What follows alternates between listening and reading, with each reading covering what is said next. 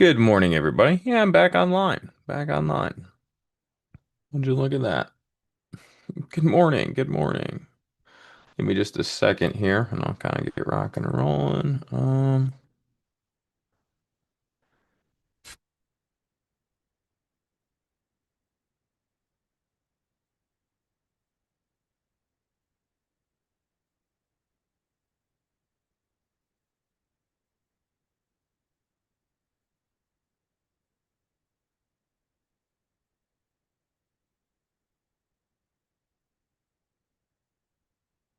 We will get started in copy a second. Oh, wrong place.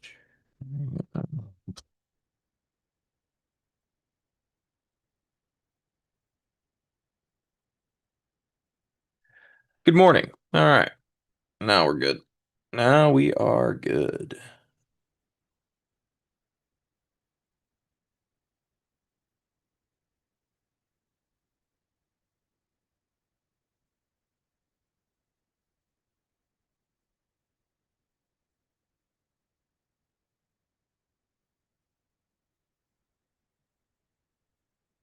Huh.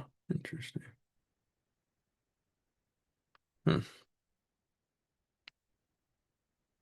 So just let me know if the audio and everything sounds good because I'm pushing this through via Zoom right now. There also might be a little bit of a delay on the YouTube side of things because we're kind of going through our website.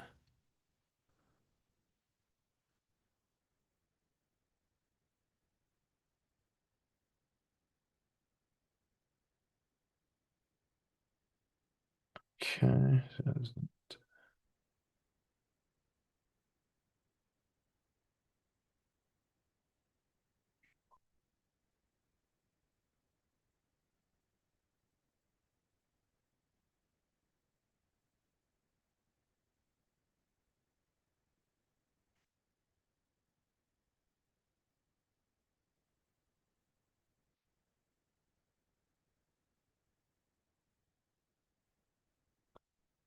All right.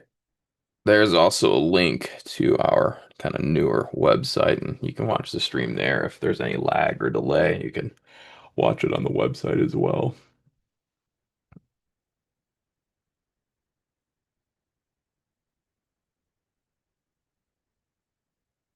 Hmm.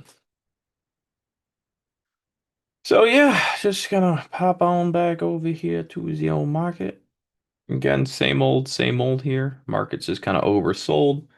We're probably not looking at being extremely bearish this morning for the moment, but we'll see. Again, things can always change. Just depends on how the market internals are doing for the day and how things kind of shape up.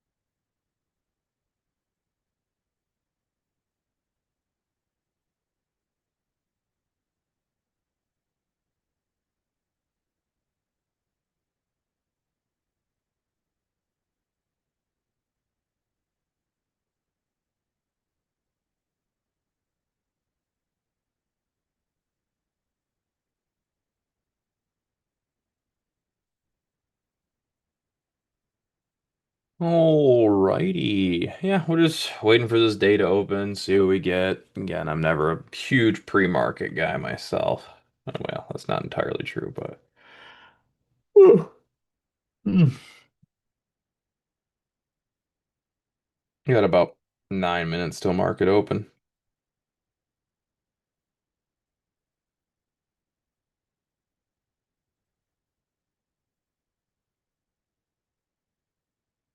I think the coolest thing today would be if we got a gap and go to the downside. I think that would be the most fun, just because the market would get absolutely destroyed. But I just don't think that's really going to happen, but we'll see.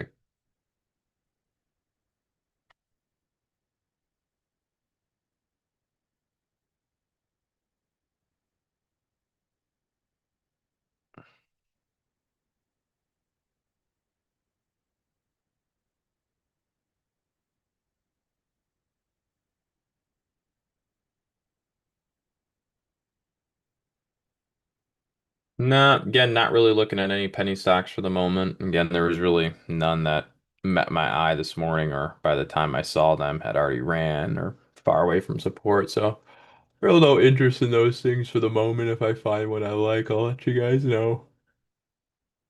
Hmm. Welcome back. Welcome back.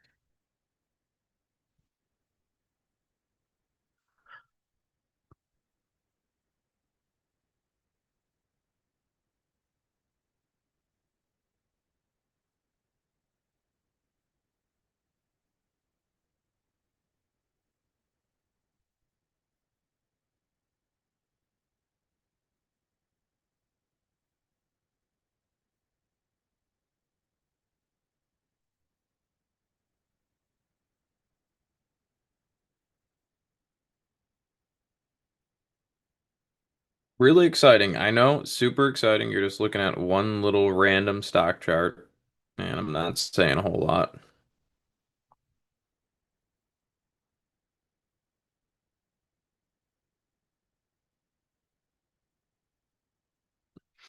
We are currently waiting on our next swing long entry and swing long setup, just not quite here. If anything, today for the mo right now in the immediate, we're just doing oversold bouncing sort of long trading.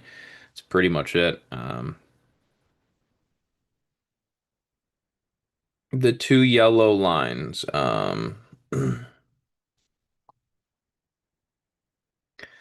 The two yellow lines, one is overlapping the regular trading hours, 50 SMA on a 30-minute time frame, and the lower one that you see is just highlighting where the lower distribution is of the current or well. It's highlighting the lower distribution of the current or past buy signal VWAP trend. So pretty much I'll just do this. I'm going to change this to a. You need to look at regular trading hours charts to understand any of the things that I do and also to understand the market better.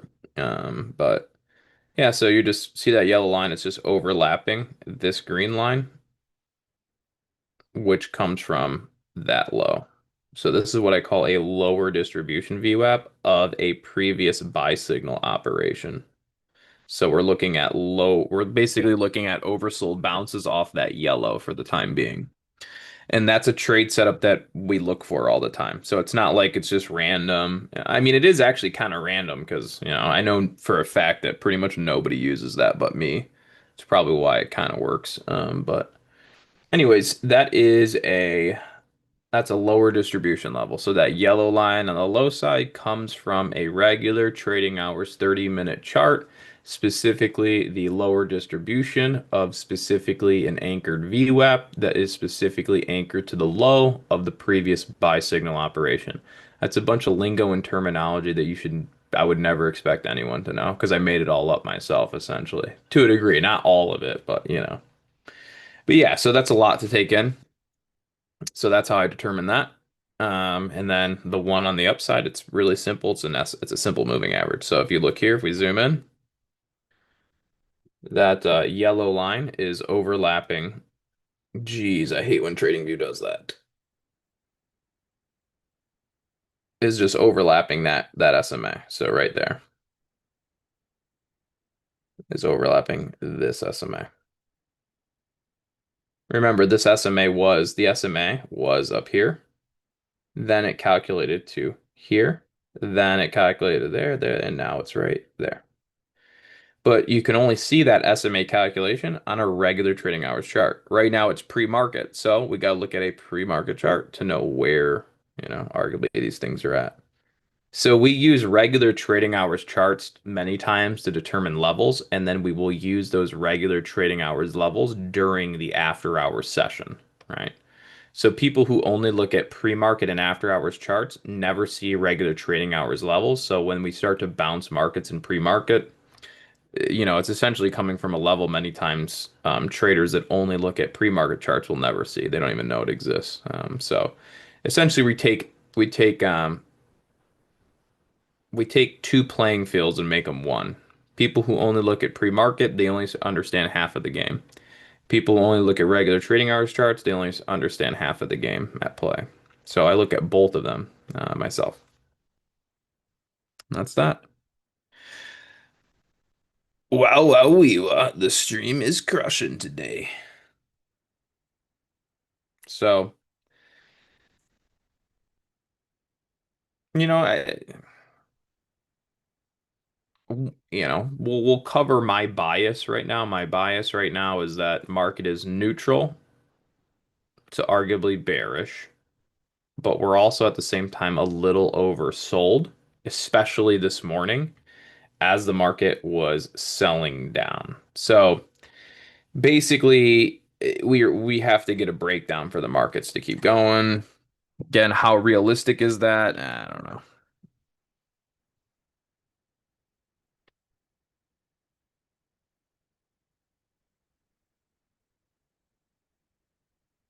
Ain't nothing.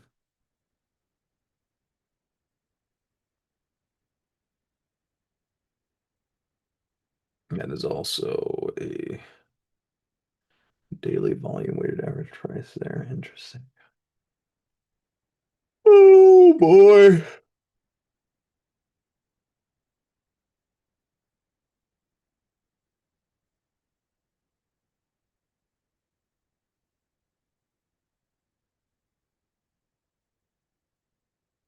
Okay, I'm not able to log. All right, 1 second.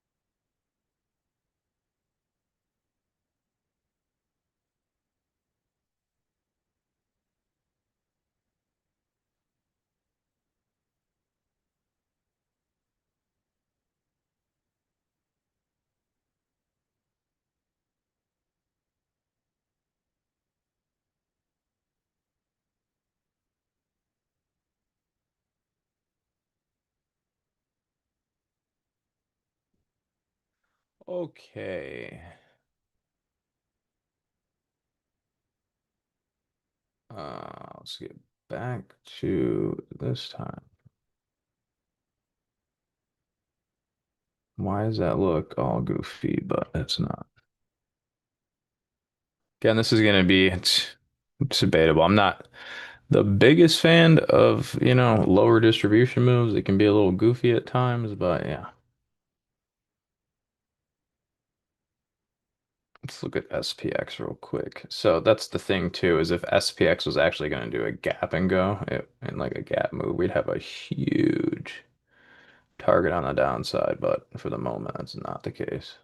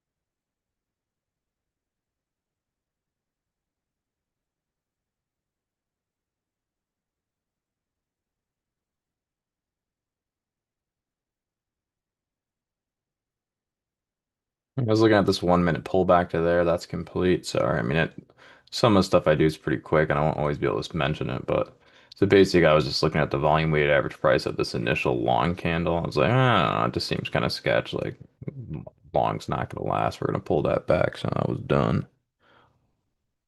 Oh, all right. That's good. I've made a little money there. That was on a futures trade. It was just a quick scalp down.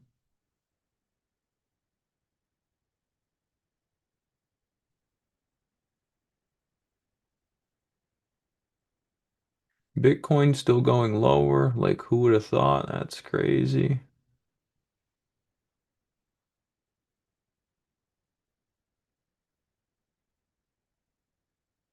Now, real quick, let's just kind of make sure everyone's got their head on straight. We are what? We are not long biased the stock market. Why? Because it's in a selling operation.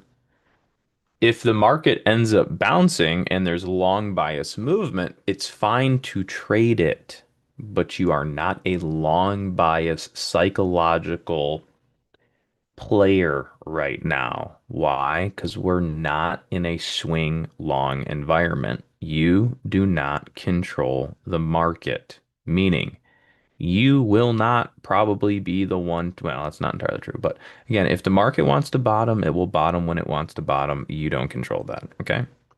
So do not be one that's just, I'm going to buy it because it's oversold and then it's going to bounce. No. Again, you don't control the market. Now, as the market's coming into this yellow level, I wonder if we're going to get a little bit of a bounce or if it's just going to shit the bed. Let's just double check our stuff. Regular trading hours. Yeah, I mean, I might have to look for like some long scalpable bottoms. Let's see. Just want to make sure I'm not missing something. Why does that look so? Oh, that's because it's a 1 minute chart. See, and that's all out of whack too. Why does this just seem? Oh, duh. I'm like, that's why. It's the lower distribution I'm looking for. Right there. Oh my gosh, thinker, trading viewer, whoever you are, please just freaking work. Like, how hard is it? Come on. All right. So the worst case scenario for today's market is that it goes all the way down to like basically here on SPX. So this would be like worst case where the market actually respects the gap down and actually goes for like the gap down. That would be wild. That's not what you want to see. Personally, I just don't think it's going to do that. Nice little bounce there on the market. I'm going to take a little profit on that little bottom bounce because, again, I just scalp that. Again, I don't generally stay too long when it comes to trading, short-term trading. I know we're in a bearish environment, but that right there, as we traded back down into kind of this lower distribution, I just figured there would be at least a little bit of a pop there. So I pretty much just added long in that low and then scalped that candle there. Um, and so the other thing is I just don't necessarily trust the gap down.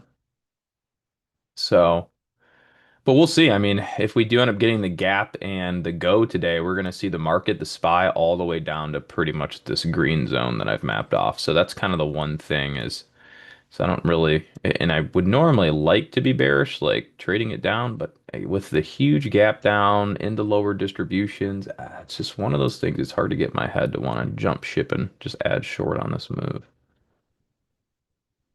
So far the market internals for the day are they're not even really bearish. I mean, they're not bullish, that's for sure, but they're not really bearish. So it's like even with this gap down, when we look at the market internals for the day, things aren't really going down for the moment. So I'm not like super gung-ho about the markets just getting clapped.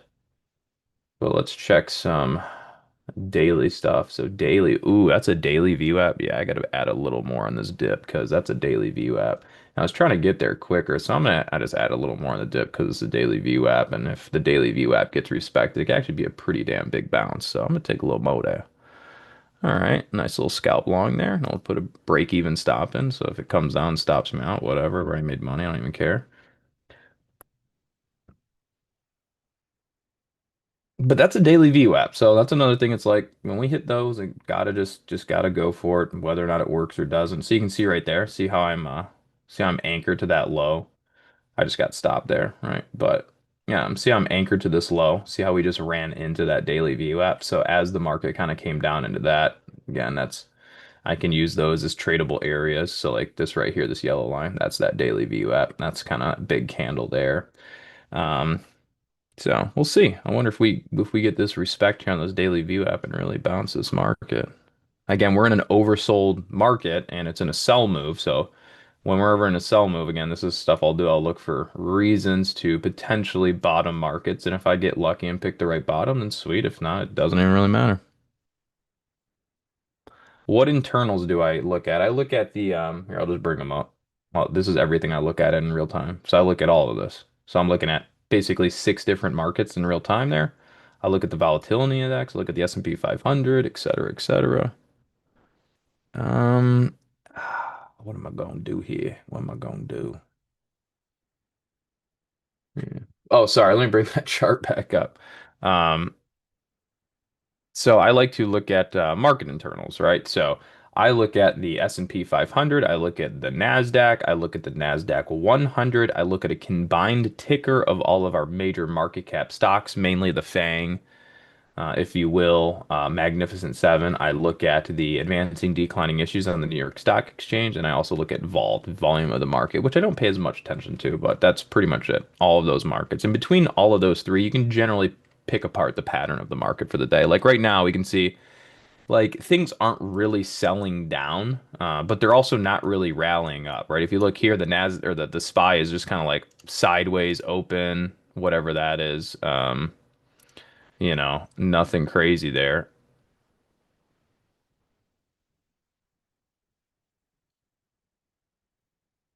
Um, but yeah, so everything's just kind of like sideways and flat. It's not really selling down. It's not really getting bought up, so it's kind of just meh.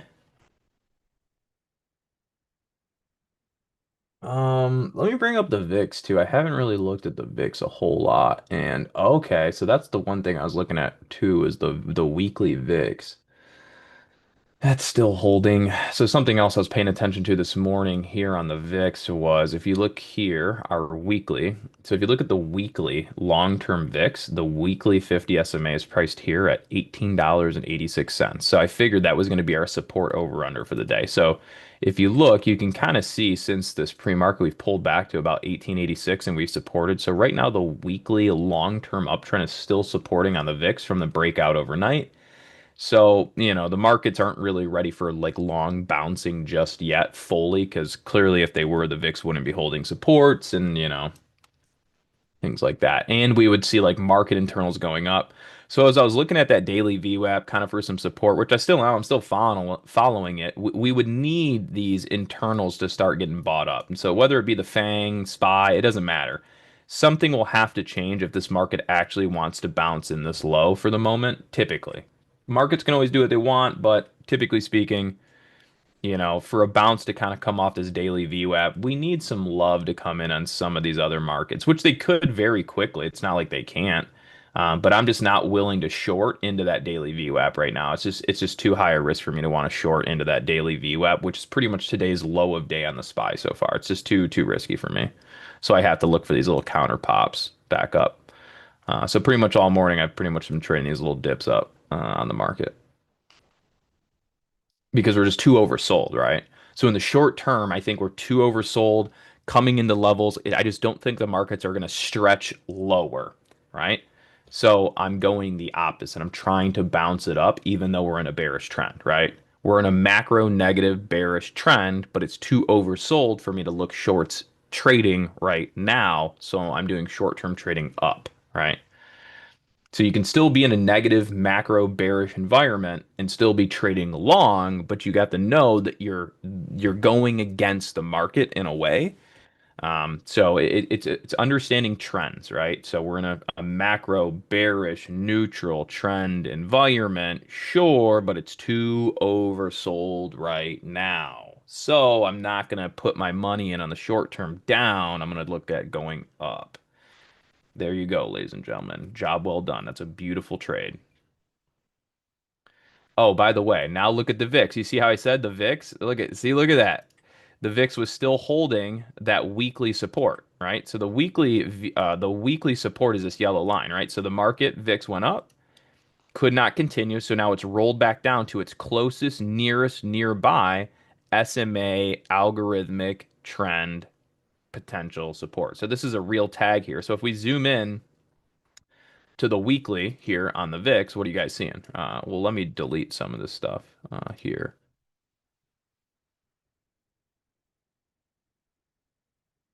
So you can see right there. See how this SMA is right there? So that tells me this morning we were broken over the weekly but couldn't sustain. Now we've pulled back down and under a little bit. I mean, things can change so quick, but either way, that's the VIX, and so nice bounce there on the market. Really got to love it. Now, if you look, we also know that this is more of, to me, if I would categorize as more of like an oversold short squeezing bounce because the market isn't running, right? It's not like, I mean, it's starting to a little bit, but it's not super aggressive by any means, right? We have like three candles up on the SPY there. You have two red candles on the Mag 7, a little green here. I mean, it's not a super aggressive buy yet, right? That's what I mean. So I would still categorize what we're seeing on the market, this move, right, and this long that we talked about, as more of it's just an oversold market, not quite have the momentum to continue down. People chasing shorts, we squeeze them up. So I see this more of we're just kind of taking out some short-term traders that are betting too bearish, as opposed to a true like market rally bounce, right? If you look at, we're not getting good participation on the Nasdaq. We're not getting good participation on the long side for the Magnificent Seven. We're actually trending in a lower low, lower high formation on the S&P issues, but we're still squeezing the market up. So I see this more of like we're just taking advantage of oversold short sellers right now and going long. It's not true market bouncing aggressively yet, but could change. And that, ladies and gentlemen, is how you just somehow pick the low of day so far. Now, will that be the low of day for all day? Have no idea, but hopefully you guys are doing okay on that and you are enjoying that free analysis and free trade ideas. I learned all of this by tuning into CNBC every single day. Actually, no, I tuned into, yeah, it was CNBC. This is where I learned this, CNBC. Yeah, they were the ones that taught me all this in real time.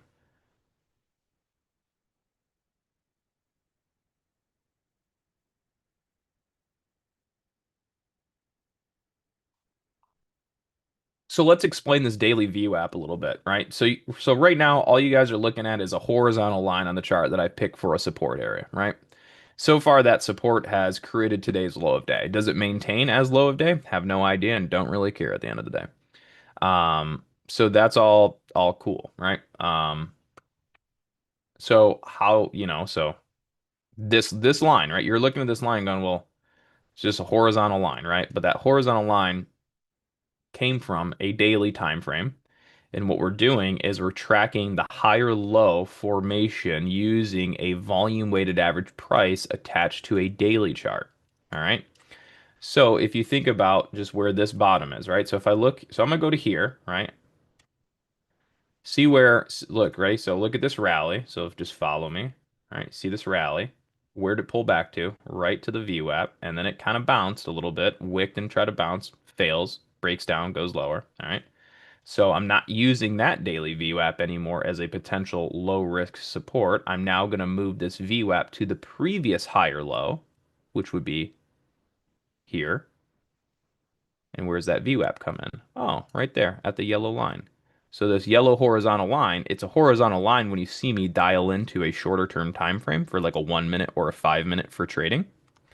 But it's really we're trading a 1 minute, a 5 minute support today right here on the market on this low, but it's all stemming from a daily time frame and a volume weighted average price attached to a daily time frame. So that is effectively how I and now all of you guys have so far picked the current low of day for the market and traded it upwards.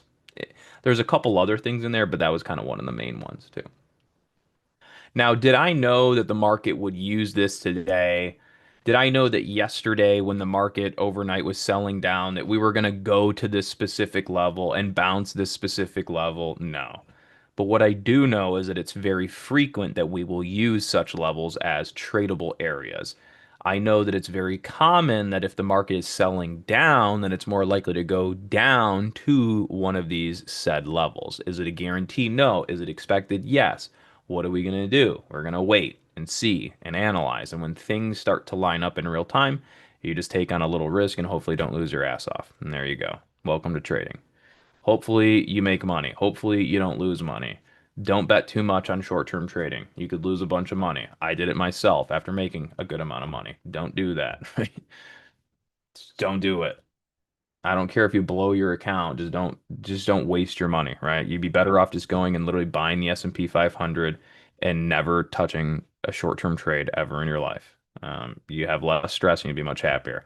Or you could be like me and be 32 years old and start working on some gray hairs. Actually, I only have one gray hair. My wife pointed it out the other day. So, um, that was sad.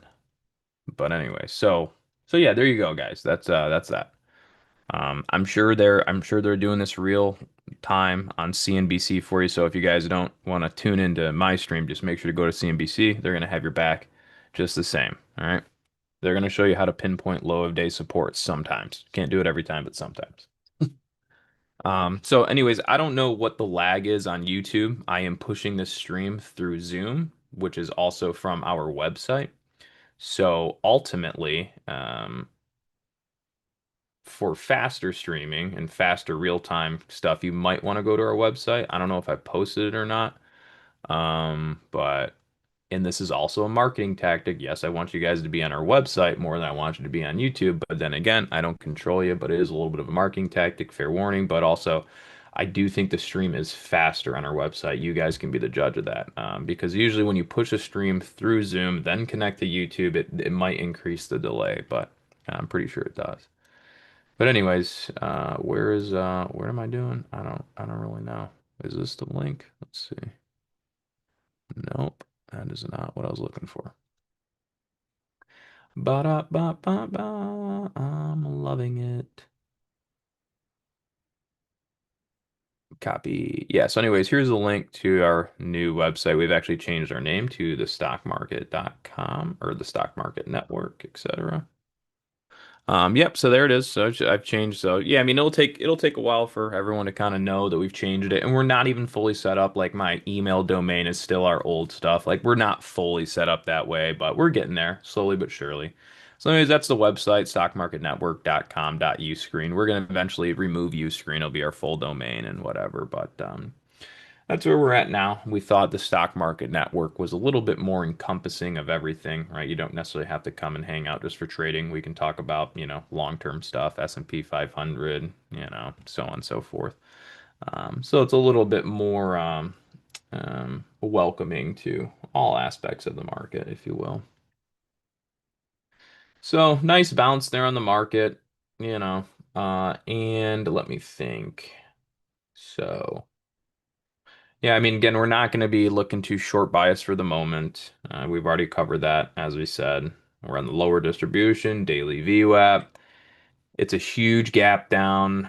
Um, Again, if it's not going to gap and go for us, there's no point of being short. So we're just going to look to bounce it up. Also, the other thing is we don't have a back test of our S or our VWAP that broke down. So the common thing too is if the market's not going to continue trending down, it's going to bounce back up. That's going to be a target for us as well. Um, is it going to happen super easy? Don't know, but we'll see. See now, for example, let's go look at the news, guys. So let's look at the news today, so far at least. And this is gonna, again, perfect example of why we don't listen to news. The only reason you read news is to be, Denzel Washington said it perfect. I think it was Denzel Washington. If you, what was it? If you don't read the news, you're uninformed. But if you do read the news, you're misinformed, right? So it's kind of one of those things where you got to pay attention to it to know how they're swindling you, but what's being talked about is kind of like, eh, you know. So. Anyways, we're not going to bash the news too hard here, but let's just see what we got today. Now, obviously, we already know what it's going to say. It's going to be like, oh, the stock market's down big. And unless they started pushing new articles that are going to talk about the bounce that we're creating, remember, we, me, you, us on the stream, and whoever else in the world that decided to buy the stock market at the low of day today, or and for whatever reasons why, we're the ones creating the bounce. Now the news will then talk about the bounce, right? So let's see what we have here. Stocks fall. Plantar, so it's Planter's fault, raising fears about AI valuation. So remember, CNBC has never once before ever talked about raising fears of AI valuations. You know, so today's sell-off is all because of fear of AI valuations. But they've been talking about fear of AI valuations since 2 years ago. So how is it that just today that's the reason, even though we've talked about this reason many times before? Ooh, look at that. More people in the chat room killing it. Got it. So this again, Brandon, business partner, trader, futures trader, does a lot of the teaching and trading live, guiding people in the right direction. So that's a beautiful thing to see. Anyways, so we have Dow Jones index slides 400 points. It's Plantair's fault. Dow futures drop. Dow's drop. AI valuation. So everything and everyone is so bearish today. And there we go. Back up. So you essentially would have gotten absolutely cooked if you listened to this. And if you allow the spread of this fear into you. Bakata is no longer with us. He pretty much outgrown heck me and maybe even a few other of us. He became a really, really good trader from my understanding. Even excelled me. So, and that's that's beautiful. It's what you hope for anyone. So no, I haven't seen him in a while. At this point, he's probably just making his own killing. So So yes, we have a lot of the mainstream media news pushing a lot of, essentially, if you ask me, some like unverified news. Again, they're talking about the raising of AI valuations, and that's the reason the market's going down. But I myself am having a tough time quantifying and um, uh, confirming that that is the truth. I don't know how or where they're deriving this information from? Is there a national database that we can go to that everyone has simultaneously agreed on that it's the AI valuation fears that's driving the price of the market lower today? Well, actually, it's not. It's actually driving the price of the market higher today. So, again, we're very unsure how that is being reported and where that information is coming from. So, again, it's to be taken with an extreme grain of salt and arguably not trusted off first go. So just keep that in mind.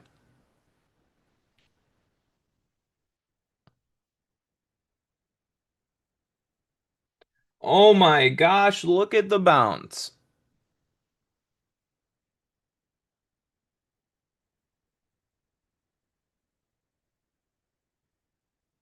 Who would have thought? Who would have thought that the market was going to bounce today?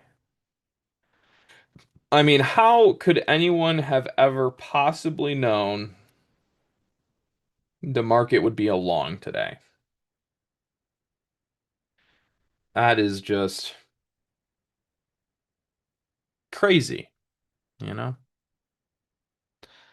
Our YouTube stream is absolutely Mac Daddying today. That's what we love to see. Cheers to everyone. Hopefully, you guys are having a great day. Hopefully, you're well fed and all that good jam. Hopefully, your family's healthy. Hopefully, your kids aren't giving you too much problems in life. And if they are, I hope that fades soon. But anyways, hopefully everyone's families, well-being, health are all good in that regard. And let's just sit here and enjoy watching the market pump.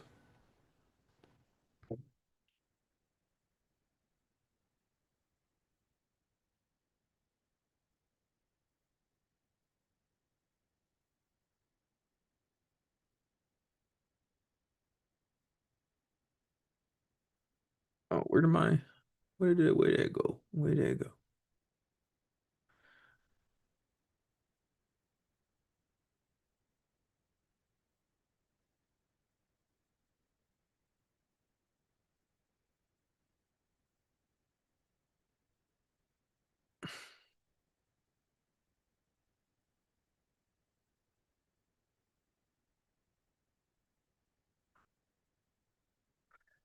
All right, so now that everyone's all just straight juiced up on life and this puppy is just pumping absolute ripper magoos, let's see what we got going on. How are we gonna manipulate this market more? Well, that's our first pullback. Let's see. Have we even tested the low of day guy? So, see that. Oh, wait. Hold on. I don't want all this gosh darn lower distributions on here. It's getting annoying. Settings. Take that guy off. Cool. Bing, bang, boom. Untested. Untested. Oh my goodness. This is getting this one's not an easy one to kind of gauge. There's too many little blips in there, but ideally I would love seeing the markets pull into there. That might be asking for a bit much.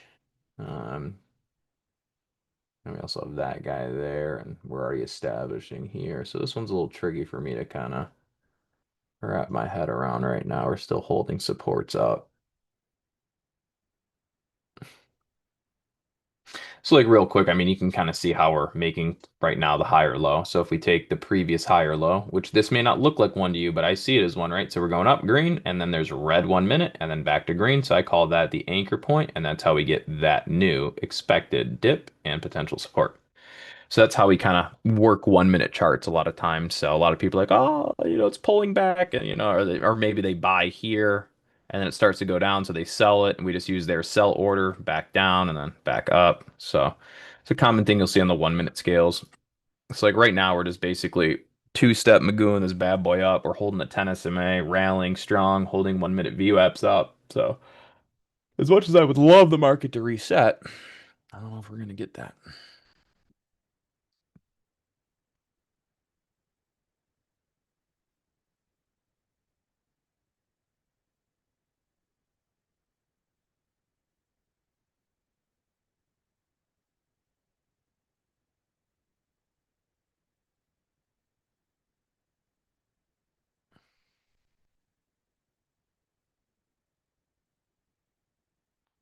Yay, another member. Crushing. Cool. Um, yeah, Chris in our chat room too is talking about the AI fear news coming out of CNBC. It's like it's so comical. Gotta love the news. Gotta love them.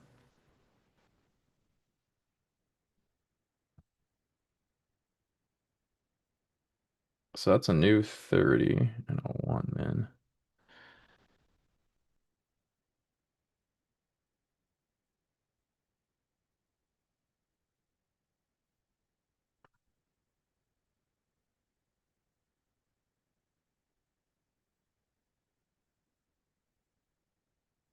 Mm, mm, mm, mm, mm, mm, mm, mm, mm, mm, mm, mm. Yeah, what was I think someone just said jolts or something.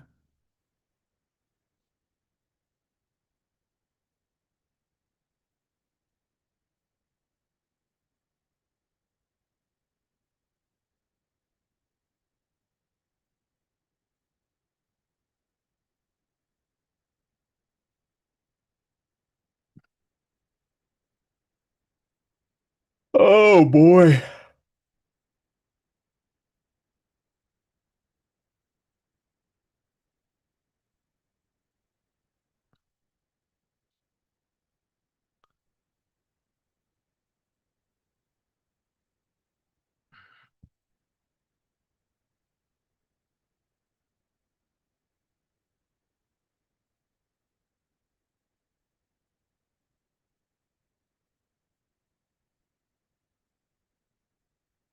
The market is absolutely pumping.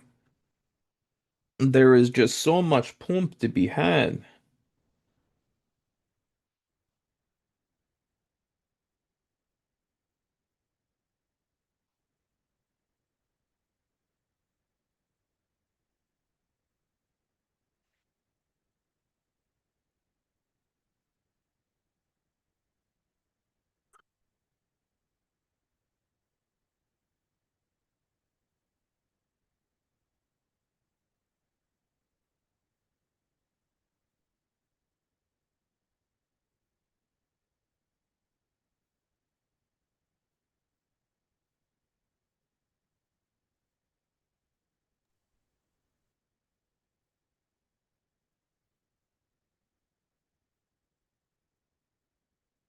Oh no, here comes the VWAP tag.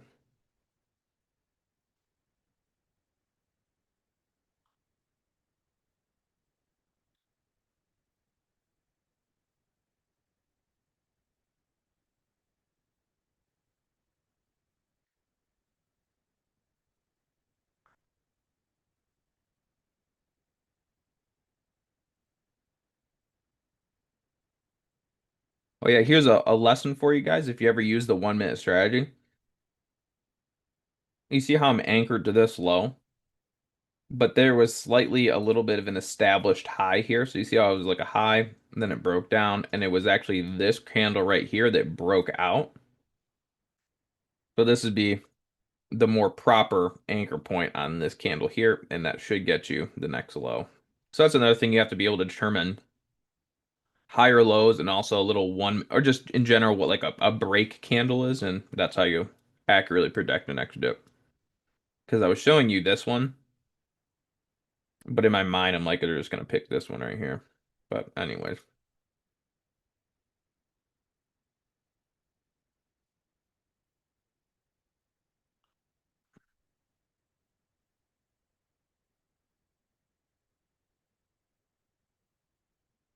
So again, if we look at the market internals, what do we see? We see the Nasdaq is moving up, S&P is moving up, New York Stock Exchange moving up, Magnificent Seven moving up, Nasdaq 100 a little sloppy, but ultimately there is just straight long pressure in the markets, which obviously if you looked at a stock chart, you would know that, but if you look behind the scenes, you would also see that a little differently. But again, we're just bottom bounce in the oversold market.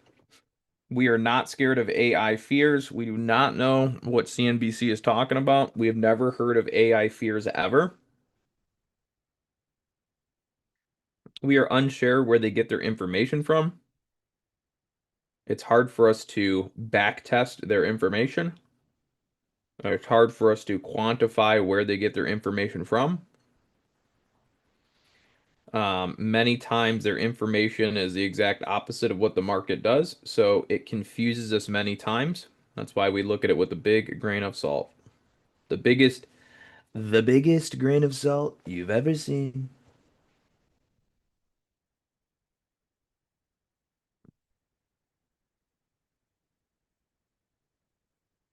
Yep, recession's over, guys. 1 day recession. Yeah. No, our next recession is going to be earth-shattering, and hopefully I do okay in that, but we'll see. Honestly, I have no clue. I think I just read some article the other day, though, that the Federal Reserve is going to be doing quantitative easing again. I haven't looked into that too deeply, but I think they said their quantitative tightening is done, and they're going to do QE, which QE is pretty much almost always inflated things higher. So unless this time is different, things should inflate just higher, everything, home prices, stock markets. But is this time different? Maybe. I don't know. I don't make up the rules. We'll see. Um, but another thing you ask yourself is like, well, why are you stopping quantitative tightening when the markets are at all-time highs, right? So is it because you know that you're about to just totally wreck the market, and you're trying to prevent that, so you're going to go back to QE? Because normally they do QE. Well, obviously, let's take the financial crisis, best example, and they've done these other little intermediate, hybrid QE programs since then. But we know for sure during the financial crisis they turned on QE, quantitative easing, bought up assets to help, basically support the economy. And then since then we just went on an absolute tear, right? So they implemented this strategy at the depths of like the worst market, right? So it was used as a support measure. But now you're doing quantitative easing when the markets are at all-time highs. So it's not necessarily a support measure because there's nothing to support if we're at all-time highs. Or if you're just trying to prevent an absolute fallout. So, and like I said, and Diamond mentions it a little bit better. It's credit spreads and repo market. So, like I said, I did a quick little review on it. The one that I read, let me say it's credit spreads. Yeah, I'd have to learn more about that. But from my understanding too, was that their most recent form, again, they're going to be buying treasury-backed bills, which is what they usually do. So Yeah.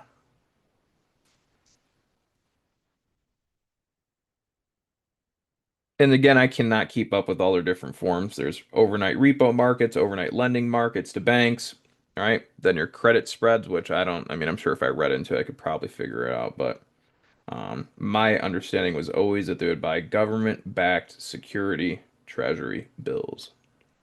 All right, government-backed treasury bills. So you basically have a bank that's owned by no government that prints money out of thin air.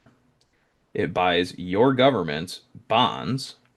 Then the government makes a bunch of money, right? And then the government then has to pay interest, right? They have to pay back the interest being earned on those bonds to the Fed. So it's just a big revolving Ponzi, really, at the end of the day. It makes almost zero sense. So there's our pullback down towards some of our desired pullback targets there. Hasn't quite tagged them, so we might have to do a little bit more of a slide and grab them, but we'll see.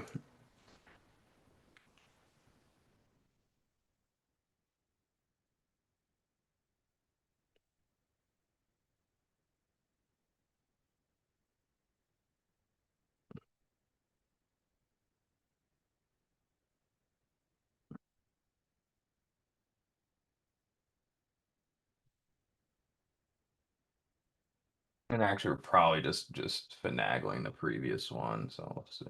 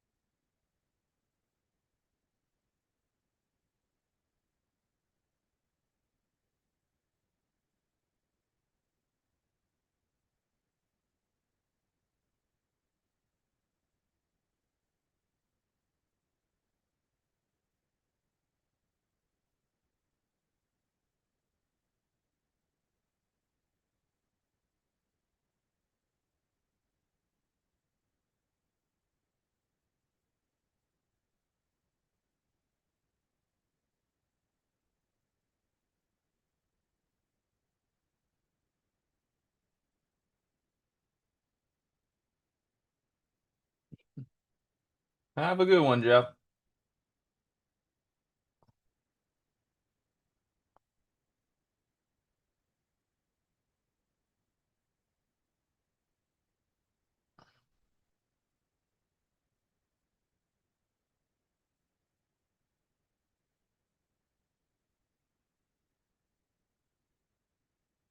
We're starting to get a tad bit of weakness on some of the FANG names. That's probably why we're rolling the market down just a hair here. There's not really any selling pressure on any other market but the FANG.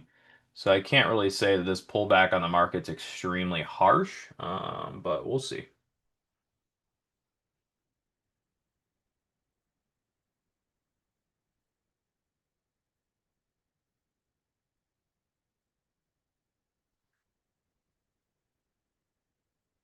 Like if we're really going to roll the market down, we would need far more selling in many of the other markets. It's only in like the FANG right now. Many times that's enough, but I don't know. We'll see. It's going to take a little bit more than what we're getting to actually roll the market down.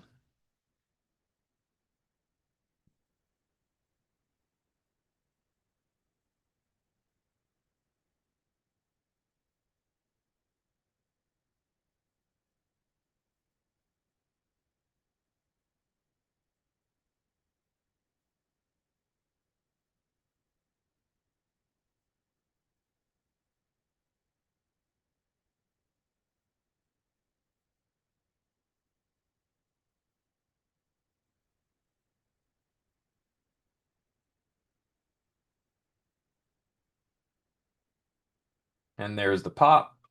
Because again, there wasn't quite enough selling in the market to really roll the market even on that pullback. So the market just go up if, and there's all the shorts that are trying to time that top getting squeezed out. Right. So think about that, right? So if you're just looking at the S&P, so if you just looked at the market, you're like, I think it's time to top, right? So look at the S&P issues behind the scenes, right? So if you're thinking about trying to top the SPY there, look at the issues of the S&P. So these are on the right? So they're all still going up. So think about that. Someone trying to short that top, all the S&P issues are going up. Look at the Nasdaq, issues are still going up, right? You look at the New York Stock Exchange down here, all the issues are going up. The only thing that was really kind of helping that pullback was maybe some of the stocks via the Nasdaq and some of the stocks of the Magnificent Seven, right? So you're having a bullish S&P 500, bullish Nasdaq, bullish New York Stock Exchange, arguably slightly bearish here. So again, it's just not quite enough right there to really top a market, probably.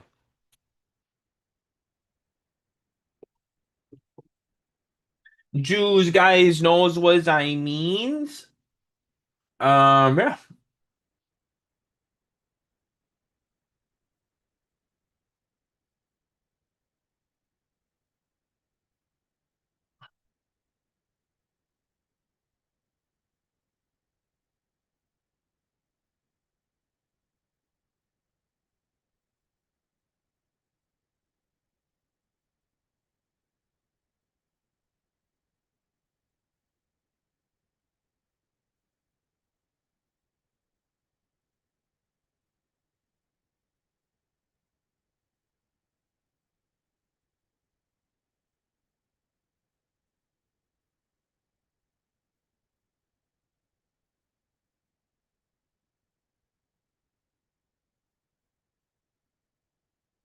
Yes, we did, Titan. Yeah, we're just we're moving away from the bottom trading. We're making it stockmarketnetwork.com. Yep.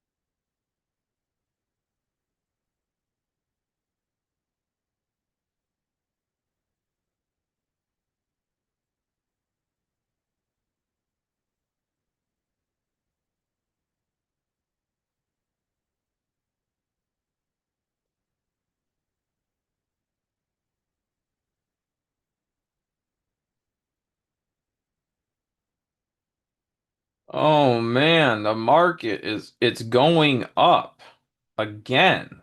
Why? Why is it happening? Why is market pumpeth so much? That's crazy. That's crazy.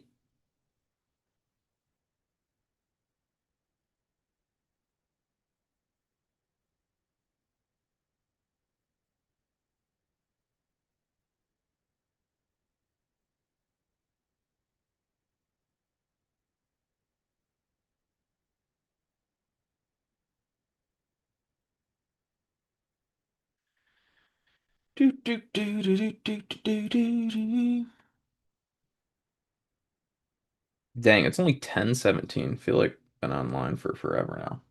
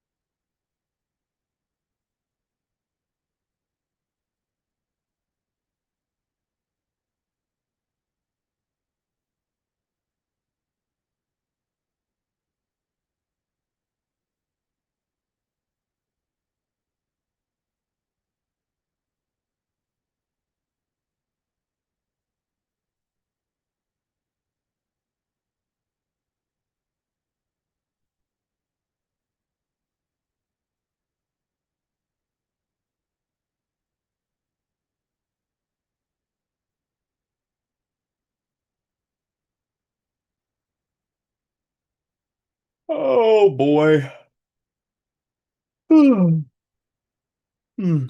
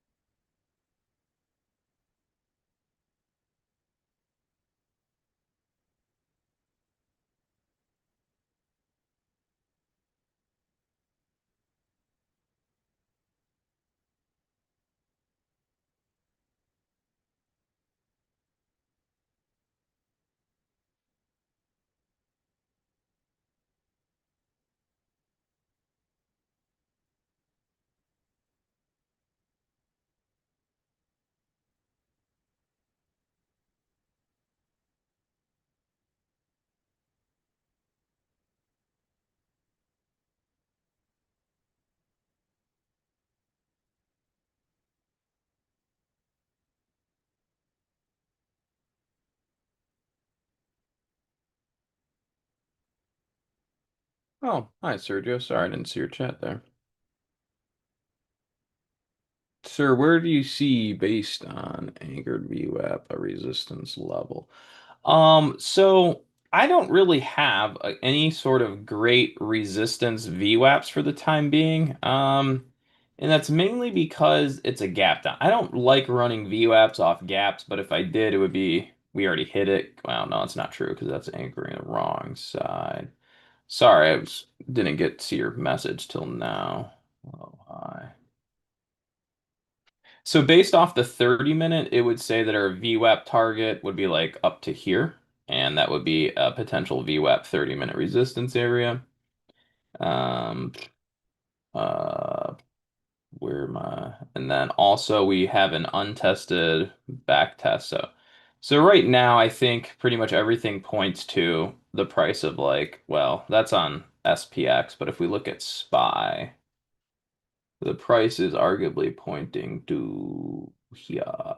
Low. Um, oh my gosh, how is that even possible? I see. Yeah, so for me, as far as the 30-minute structures, everything would be pointing to like 681. So I'm arguably looking up as high as $681 today on the bounce and arguably looking for some resistance there. If it does not go there, again, I do not care. But that's an area of interest for sure. Now, if the market internals all change. So, right, like though we may want to see it go to 681, which I didn't necessarily think it would happen today, but we're getting close. Um, you know, the reality is like you can always think something's going to go somewhere or want something to go somewhere, but the only way it's going to do that is if the behind the scenes market internals are going to do that, right? So say we want the market to go up to 681 at the SPY, and then we look at the market internals. Oh, like look at right now, like oh the S&P issues are selling off. Like that's not good, right? So if we want it to go up, we're going to need the market to perform in such a way that it can do that. So if it starts to perform the opposite, which is all of a sudden the market internals are selling off, well, then the market's not going to go up. Therefore, it's picking other resistances or tops that I'm currently not looking at, and that's okay. So you can always do your technical analysis on something and say, "Oh, I want it to go to 681." But again, the market really doesn't give a shit what you think. It's going to do whatever it wants at the end of the day. And at the end of the day, it's always going to come down to the behind the scenes, the equities that control the actual pricing of the S&P 500 or the Nasdaq. The Nasdaq and the S&P 500 just go where they're supposed to base or well, let me rephrase that. The S&P 500 and the Nasdaq on any day are just priced accordingly to all of the other stocks that make up that ETF. So if all of the stocks that make up the S&P 500 all of a sudden are no longer going upwards, then the price of the S&P 500 is going to properly price itself downwards to reflect the pricing of all of the equities that make up that ETF. So again, SMT divergence, fair value gap, Fibonacci, VWAP, targets, all of those work as long as the markets continue to work in the direction of your targets. Okay. The market does not solely move based off of, oh, well, I have support here and I have resistance here. Market's going to go here. It's going to, no, no, no, no, no. It's going to do those things as long as the markets continue to perform in a way that will allow your targets to be met. So, like right now, what's happening? I'm not even looking at the stock chart right now, but all I see is that there's a pullback on the New York Stock Exchange, a little pullback on the Nasdaq, a little pullback on Nasdaq 100, a little pullback on the S&P issues, and there's a little sideways action on the Q. So I'm imagining that there's either a pullback going on right now or the long has stalled out for a second. So I'm gonna go look at the market. Oh, what do you know? It's not really pulling back, but it's not going up. It's just going sideways. So I was able to see that without even looking at the S&P 500 chart by simultaneously looking behind the scenes to gauge what's probably happening to the market by looking at the internal organs, literally the characteristics that make up the market. All right. So, yes, that's that. So yeah, I'm looking up as high as 681 today. If it tops out before that, I don't really care.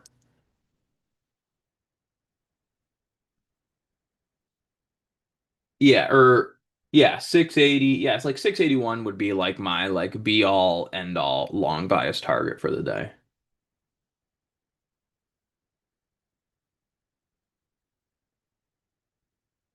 And if at any point the market internals top and start to swing down in an aggressive way that slows the market down, then sure, whatever. But I mean, it hasn't really happened yet, you know? So I'll just keep looking up towards 681 or so.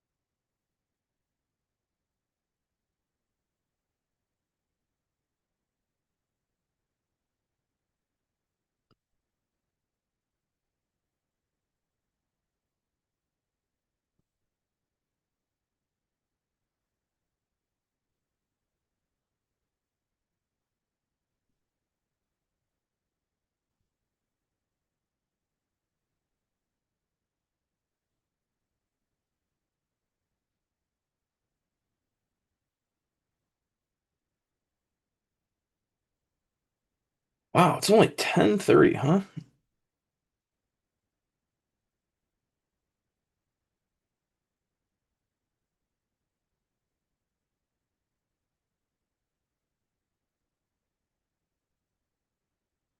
Yeah, Brandon, yeah, still around. Yeah, he still runs our trading room every single day. Yeah, nothing's changed there.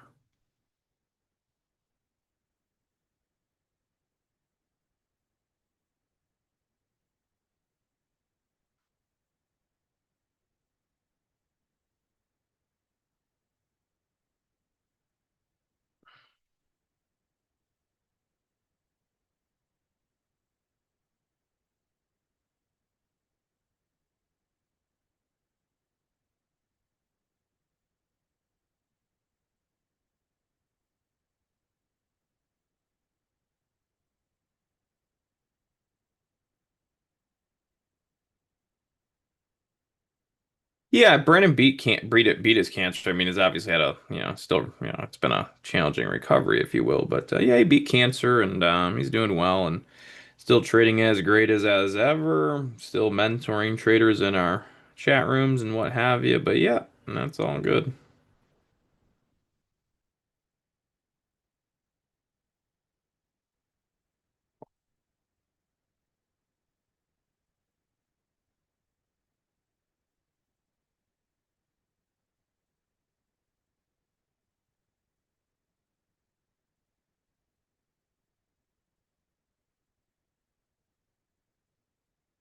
Let's go market. Do something fun. Either go up or shake it way down. I don't care. But we do want to see 681. That would be cool.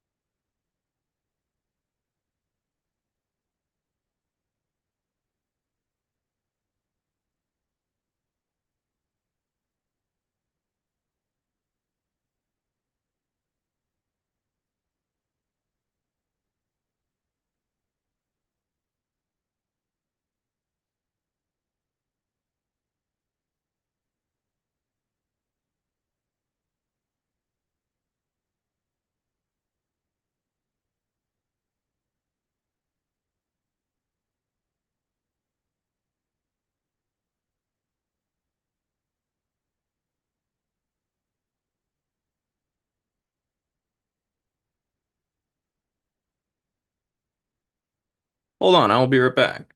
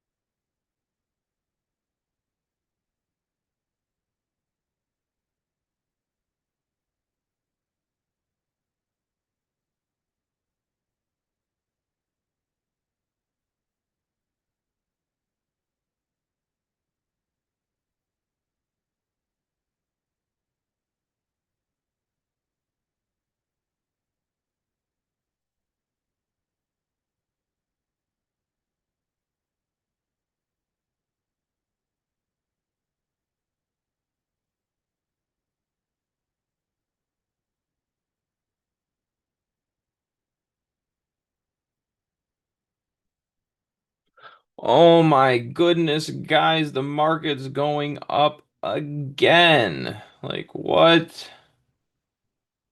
Who would have thought? That's wild.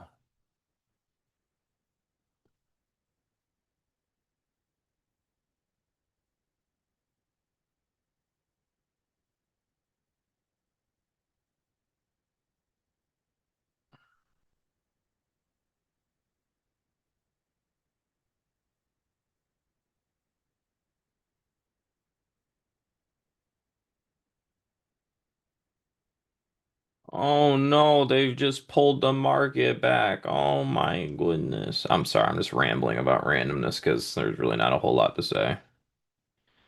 Uh, Really, what's more crazy than anything is that we essentially picked the absolute low of day so far. On the day where the news was basically telling us the world was over and be scared and you know.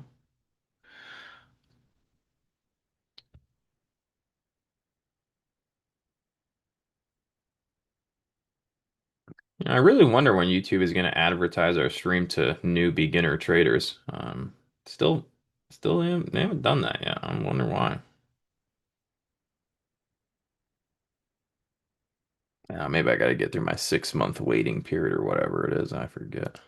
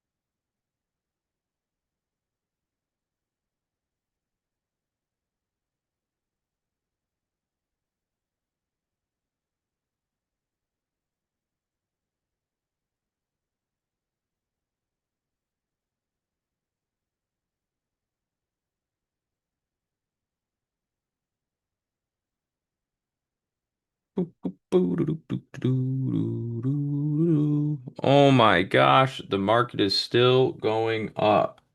That's crazy. Who would have thought?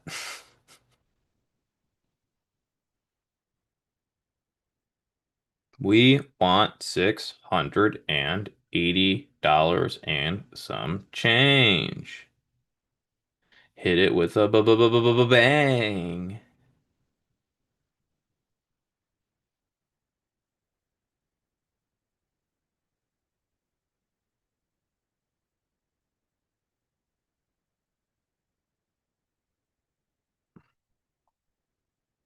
Come on, market. We want 681. Let's go. 681 and some change, little guy.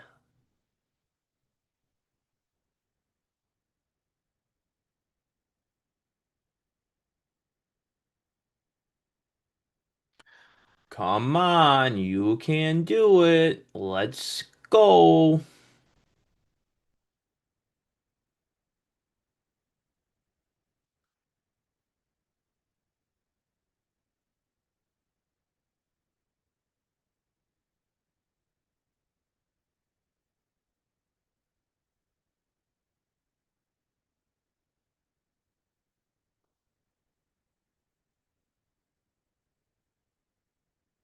Oh boy.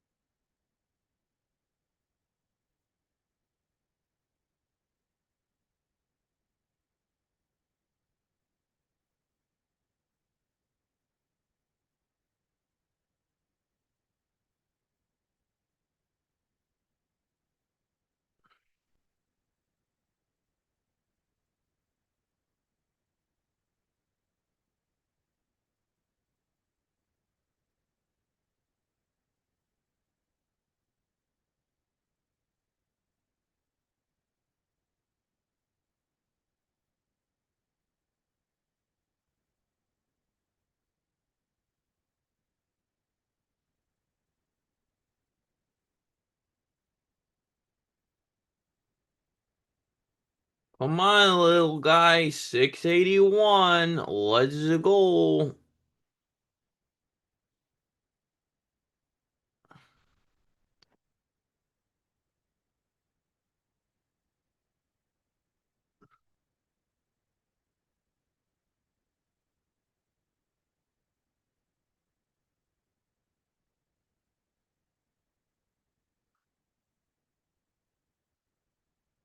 Oh boy.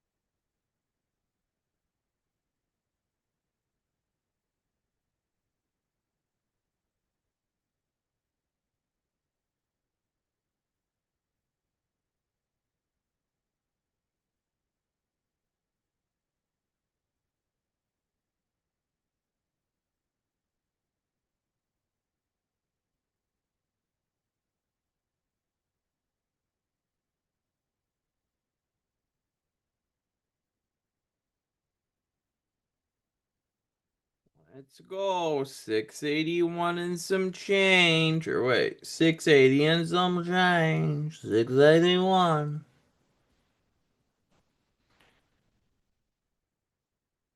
As long as we don't get hit with the Jim Cramer telling everyone to buy the S&P, we should be fine.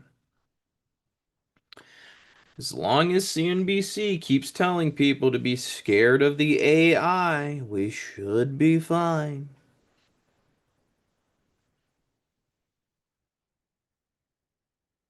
Yep, still use standard deviation right here. Market is right now. I forget. I looked at it this morning. SPY. Yep, still use everything. Market trading +1. Market's overvalued. People investing right now are not getting the best deal, but doesn't really matter if you dollar cost average. But yep, so we're trading over the mean. It's a little overvalued in the market.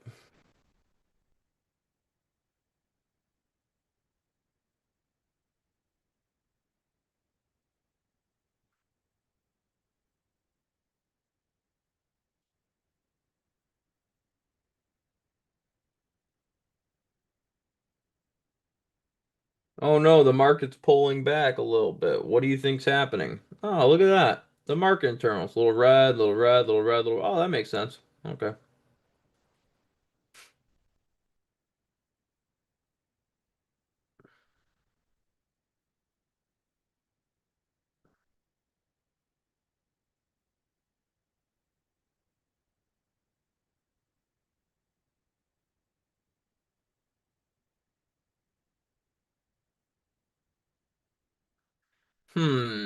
Are we gonna get the 5 minute slip and slide down to the 618 or Magooster Maggie?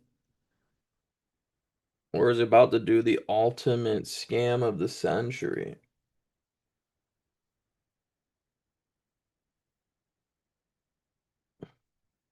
If we do the 618 or sorry, the 1618 on the 5 minute, we'll be back down to here. So as far as like this little fib goes, we pretty much either market's going down today or it's just gonna scam back to 618, however it wants to do it.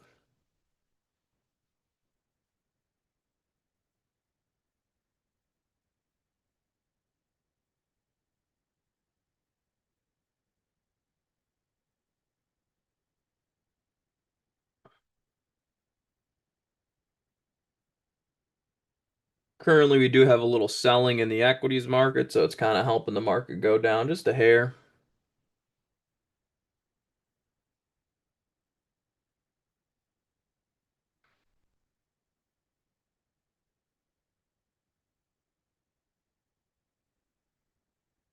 Again, 1618, 5 minute, little grippy. But we're also holding this guy. That's interesting.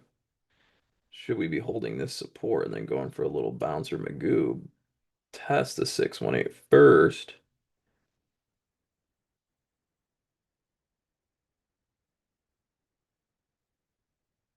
Funny.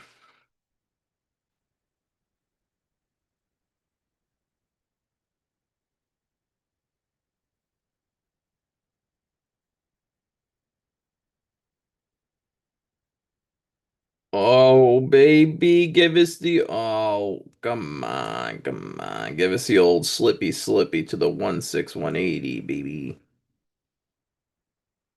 Whee! Target hit, baby. Woo! Yay! Yippee! Everyone's happy.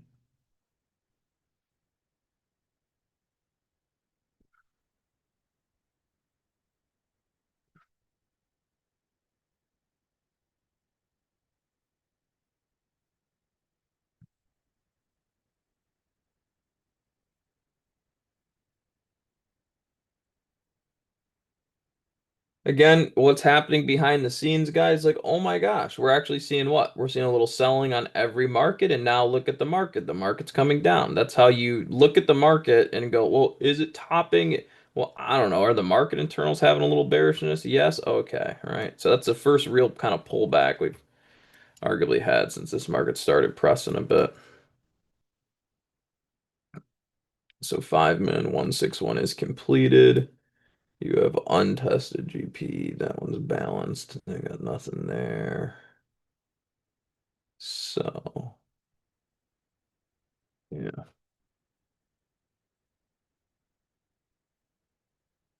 I trade UPRO, MES, sometimes some ES, penny stocks, but yep. So, main if I'm swing trading, it's going to be UPRO. If I'm day trading, it'll either be MES or ES, and or penny stocks. I usually don't trade too many individual stocks these days, every once in a while.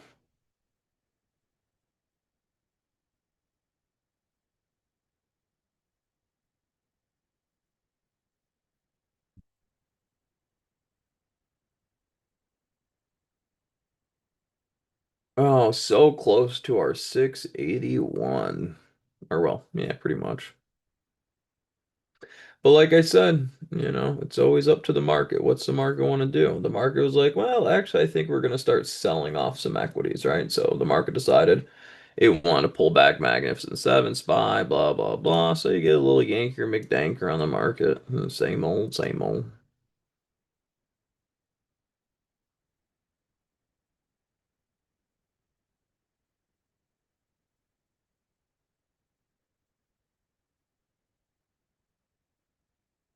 Speaking of, let's see. That 30 minute does not look balanced, so 30 minute is still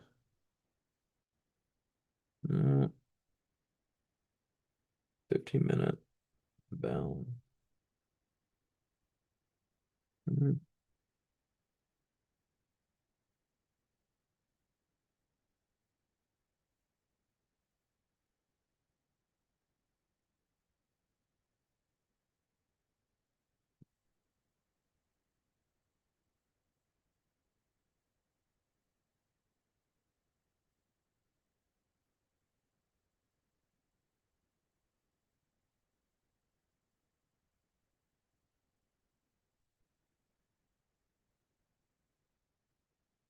Yeah, we have a lot of what we would just call basically reasons for the markets to go down to like here where I'm circling. We have a lot of untested VWAPs. You have golden pockets that need to be tested there. Is it going to go there? Have no clue. Would the market want to go there? Arguably. Yeah, we'll see.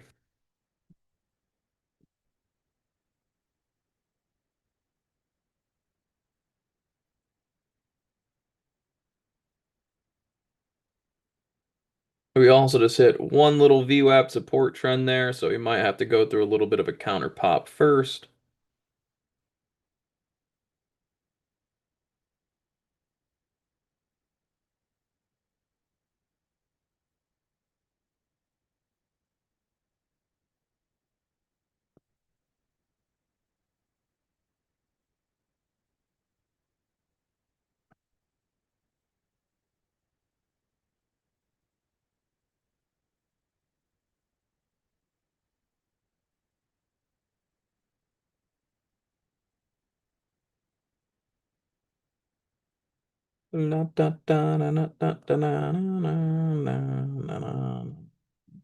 Whoa. So real quick, what do we see? We see the Magnificent Seven selling off, Nasdaq 100 selling off, Nasdaq selling off, New York Stock Exchange selling off. Only thing holding up is a few of the S&P issues. So arguably, you're seeing the markets do what? They pull back a little bit, clear as day. And now the market is really just seeking out unbalanced areas in the market, volume weighted average prices that haven't been tested, and so on and so forth. So the market's ultimately going down because equities are pulling back, and those equities, and then as far as like trading goes, people are just targeting areas we think that, traders would, be mad if it went to.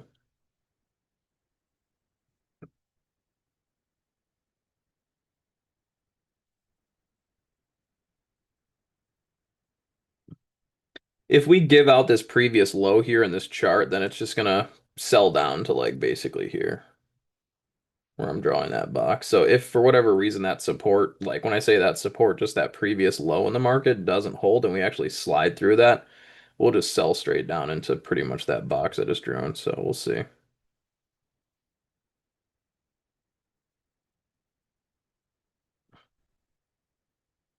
Now, generally speaking, there's always some hesitation at a low like that because obviously people see it as support.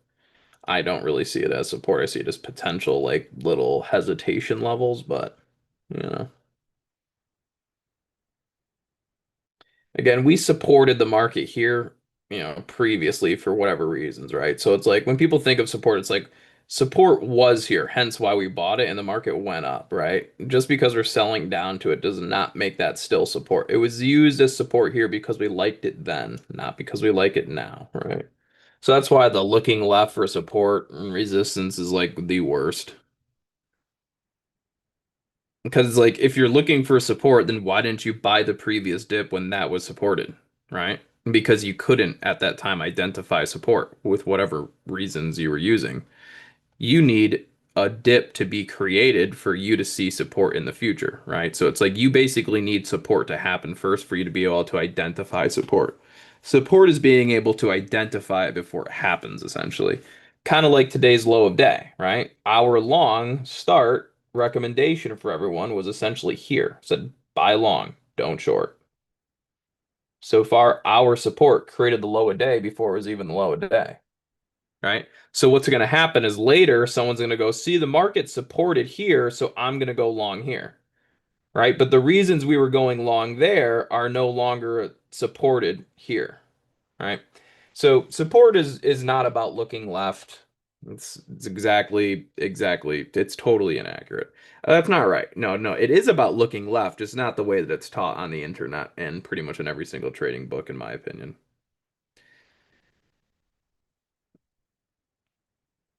Right? Like, how easy is it to look at the chart and go, yes, it bounced there, so there must be support there, so that if it comes, then I'll buy there.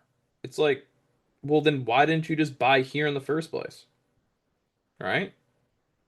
Because not you guys, but just in general, the average individual, which is okay because that's how we all start, needs to visually see that support was made in order to even think that there's support, right?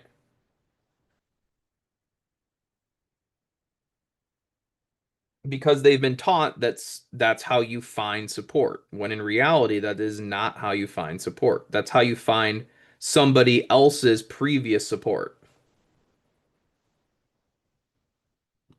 So this one was pretty much there was a few. It was the market's too extended to the downside. We're probably going to squeeze out shorts, and then we used a daily VWAP for support. So this one we used this daily VWAP back here. There could have been some Fibonacci levels that I wasn't paying to. I'm almost certain there was different fib levels. And what have you. And let me go to the SPX. So it's a little cleaner here. So basically this. So if you look at SPX, right? So anchor VWAP dailies, and we just hit it right there. There was also lower distributions of the 30 minute. So lower distribution 30-minute oversold bouncing into daily VWAP trend support bouncing, etc. Oversold market, huge gap down.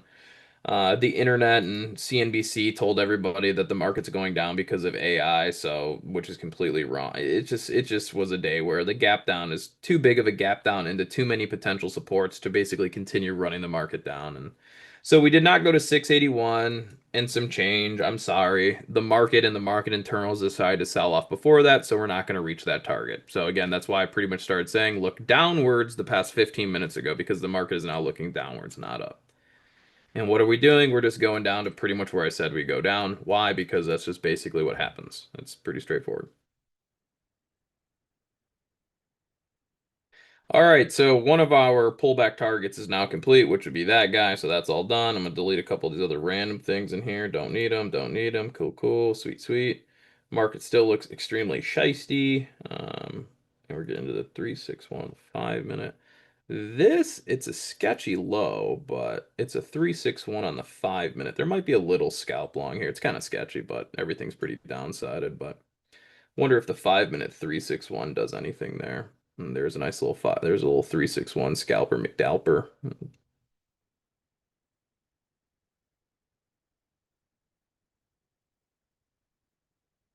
And we're coming into kind of the low a day 1 minute VWAP trend. So again, it's a bearish move, but just low enough on the immediate. There's probably a scalpable trade there. So I just scalped that and already sold into that 1 minute candle. Um, so yeah, anyways, that's cool. I mean, yeah, if we start really sliding the 1 minutes, we're gonna have to transition to 5 minutes next. So it's gonna be, oh, we're already into the 5 minutes pretty much. Yeah. Should have put a stop on the low of that candle. I got taken out on my break even, but that's something I always do. I just set stops to break even. If I get stopped out, I don't care. I'd rather just be break even and miss a trade than give back money. So that's another thing I always do. I always get stopped out of trades and when I'm micro scalping because it's like rather just go break even than maybe lose money, right? So it's like I care less about the potential of a gain versus like, losing a little bit. So anyways, there's a nice little 361, 1 minute VWAP off low, bounce, blah, blah, blah. You guys know the jam.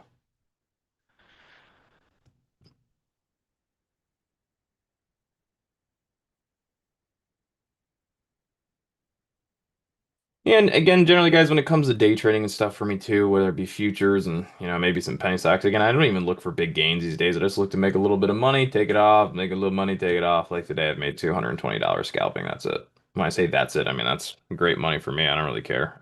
Any dollar is good, but yeah, I mean some days I'll hit some bigger ones. But like today, I've taken a lot of trades, right? And sometimes I'll just look for $10, $15, $20, take a trade. Cool, $10, $20, just keep adding it up really keeps my psychological aspect in check because, I don't see huge P&L swings, something like that. So it's just tends to be a little easier for me just not looking for huge wins, just looking on taking a little piece of the pie every little bit and then just holding a runner. If the runner hits, great. If it doesn't, don't matter. So like today, $220 scalping, right? Yeah, so cool. And then there's times where it's like I will, maybe I will make a big trade, but pretty much my objective every day is just, just go in, just take some trades, try to make 10, 20, $30 here, $40 there, and next thing you know, you got 200, oh, you got 500, right, or whatever. It's much easier for me to do that than try to hit just mega trades all the time. Because again, the markets are still uncertain with even with how much I know, right? Markets can do whatever they want. Huge bounce there. See, like this is the moment you look back and you're like, dang, should have had a little bit more. Whatever. But who cares? Market will be here tomorrow. I'll nail more trades tomorrow or whatever. It's like it really doesn't matter. Also, it's because I've watched the market for 12 years now. You really don't care. It's like, oh, okay, market's going up, cool. Versus someone who's just like, oh, this is exciting. It's like, I literally never feel FOMO ever in my life, really anymore. Well, that is what you call the all-out mega grippy magoo.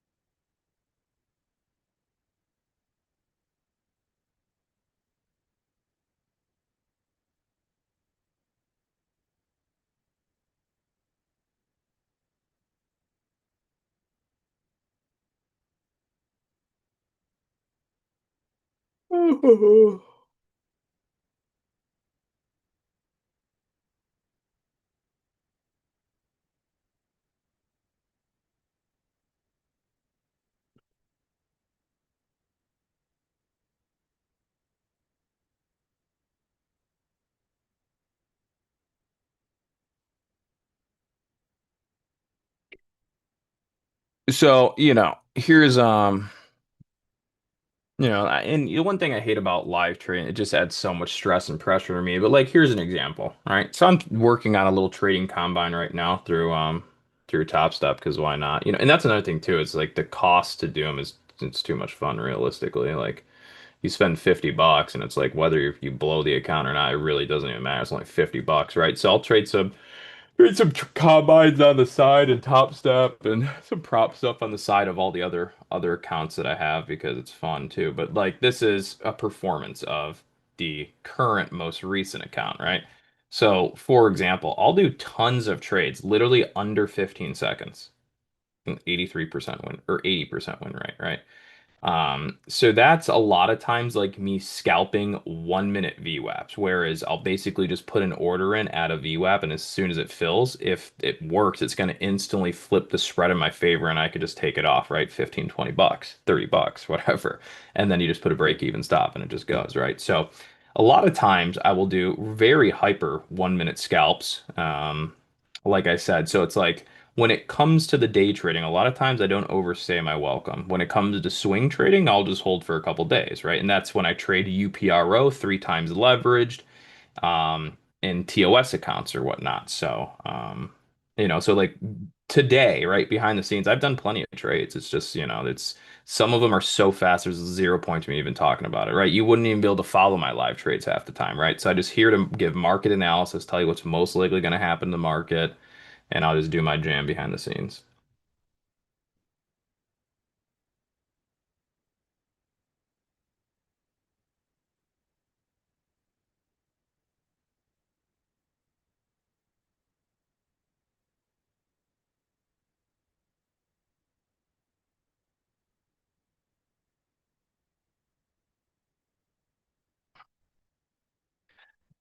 Ugh. The current win rate on this one is 63%. So that's what I average when trading. Currently is a 63% win rate, basically with all my little short-term trading going on this specific account. I think the win rate on my Roth was like 58%.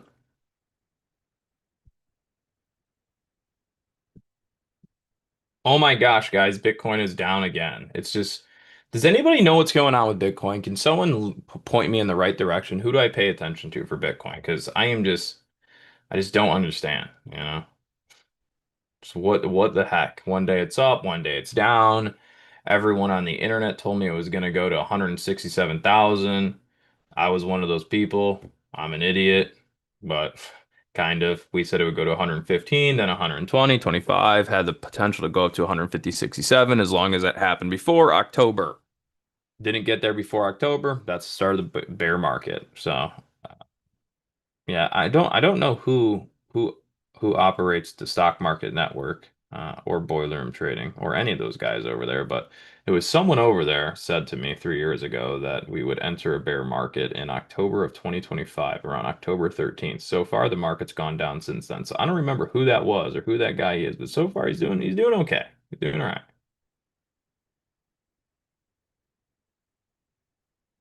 Um, I actually haven't. I've always thought about trying to scout 15-second or 30-second charts. I probably could. But I have not. I have looked at 1 and 15, or sorry, I have looked at those charts. Maybe I might have to try, but I don't really think I don't know. I feel like it doesn't really matter because maybe I don't know. I don't know enough. Maybe it could help. Maybe it'll just be too confusing. Maybe it'll be too noisy or too fast. I don't know.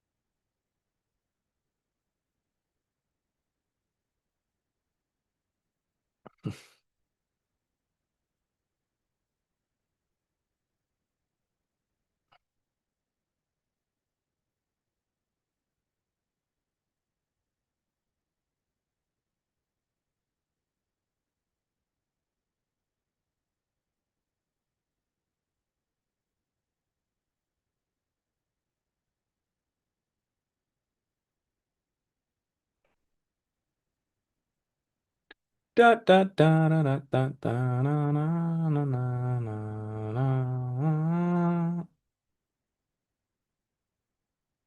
Why is that being goofy? Actually, I gotta make a phone call here in just a sec, guys. So I'll be back on in like a hot second.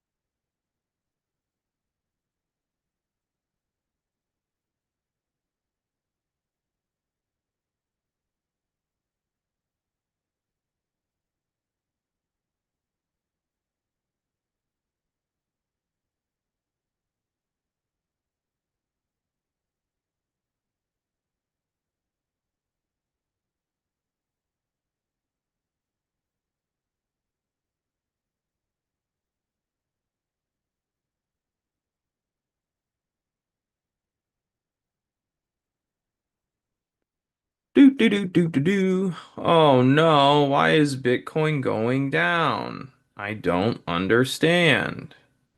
Were we supposed to enter a bear market this October? But what about everyone on Twitter and YouTube that told me Uptober? I thought it was supposed to be Moon-tober, Uptober, more like getting clapped. That's no good. Oh no, the market is going down. Why is that happening? Hmm. Maybe because the market is currently in a neutral slash negative trading environment. And currently, the Magnificent Seven are selling off. The Nasdaq is selling off. And what do we got here? That's sideways and that's selling off. Oh, so all of the stuff that was getting forced up along today is now pulling back. All right, that would make some sense.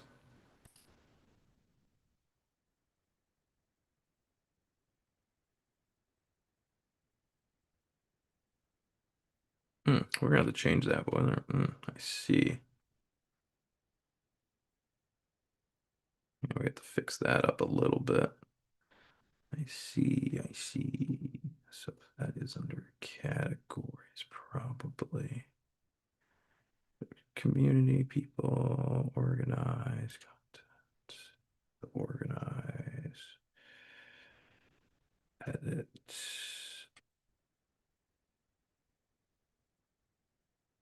There you go.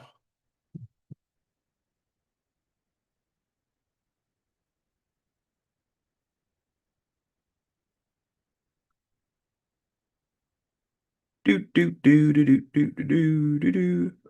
Yeah, so I know not a whole lot to say here. I mean, actually, I've been talking the whole time, so I guess there is a whole lot to say, but you know.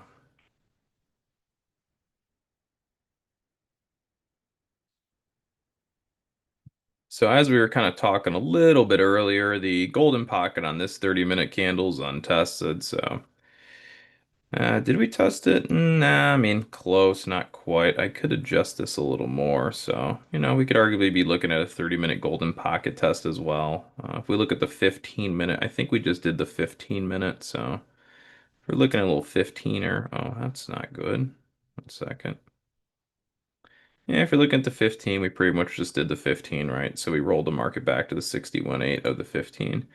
You'll notice that on my fibs, I've actually taken off the 50% retracement. It's not even something I look at anymore because it's actually not a true fib level.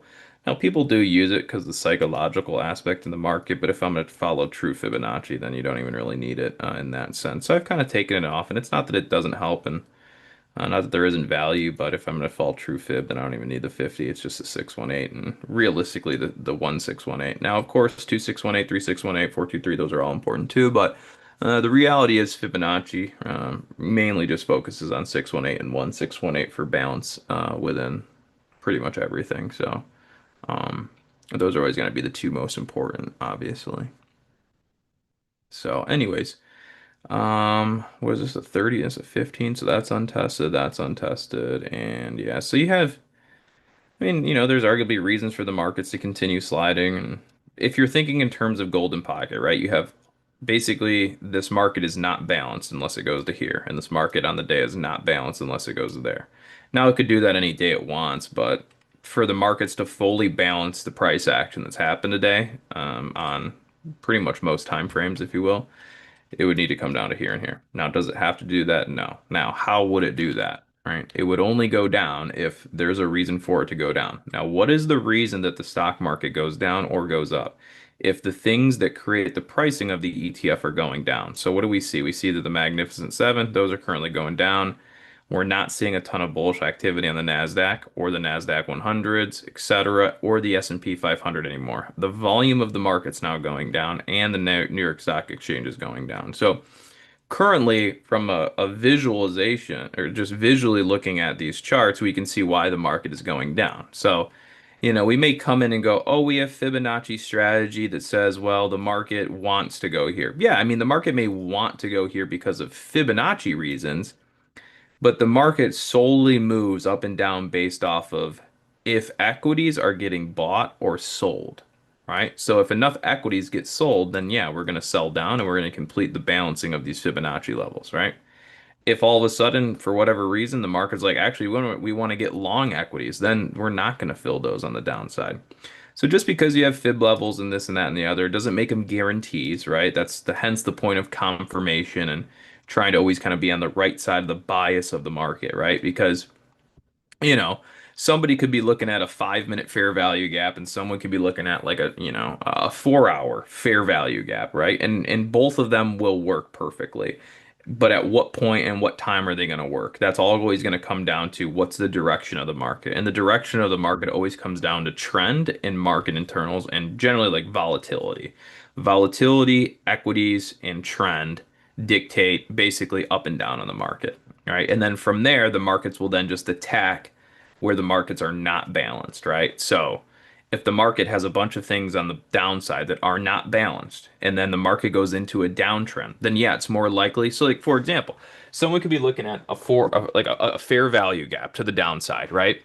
And they're trying to go short, but the market's in a buy signal. So it's like we're not going to go get that fair value gap now, but maybe in 2 weeks from now, when the market enters a negative bearish selling operation, now the trend's in your favor. Yeah, now it's more likely to go down and test the golden pocket of a weekly candle from 2 weeks ago, or the golden pocket of a daily candle that's been untested from a couple days ago, or a fair value gap that, is a part of the ICT concept. So again, it always comes down to trend and direction, then those intricate strategies, right?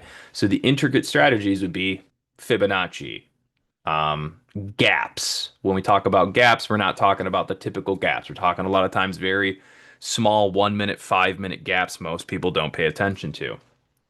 Untested golden pockets, tons of people don't pay attention to that. 5 minute for fair value gaps, right? A lot of people pay attention to that, but it's still widely used and it still works to a degree.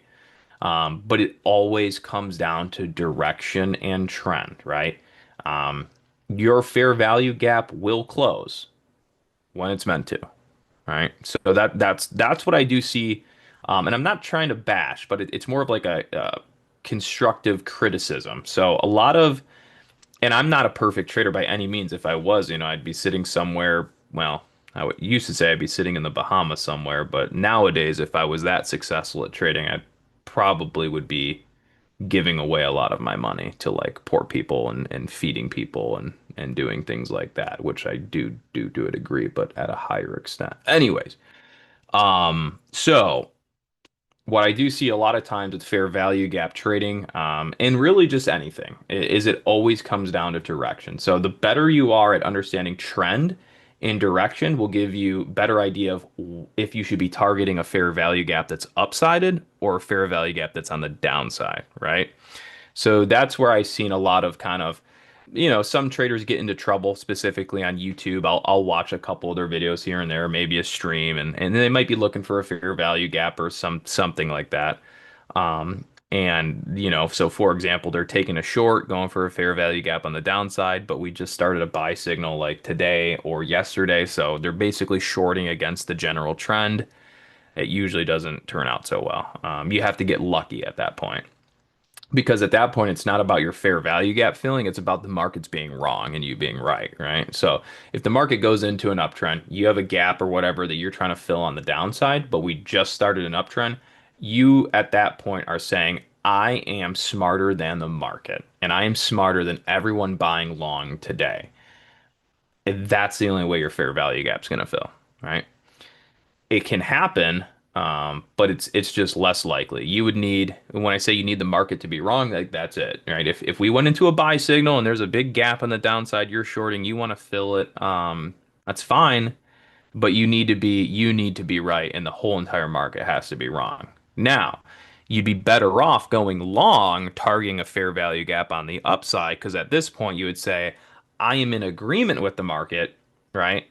And now we need the entire market to be wrong for this to fail. Now, that's harder to do, to get everyone to be wrong. And when I say everyone to be wrong, I mean the computers, the banks, and the people that follow the system. And when I say the system, they do follow it.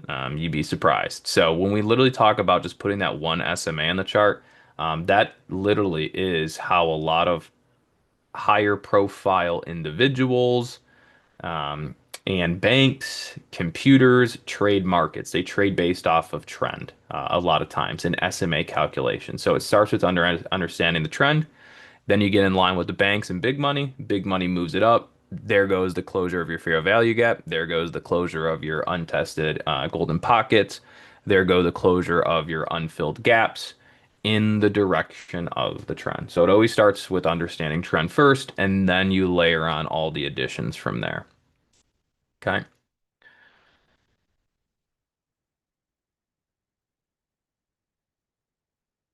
Do. Yes. Do we? No. All right. Cool.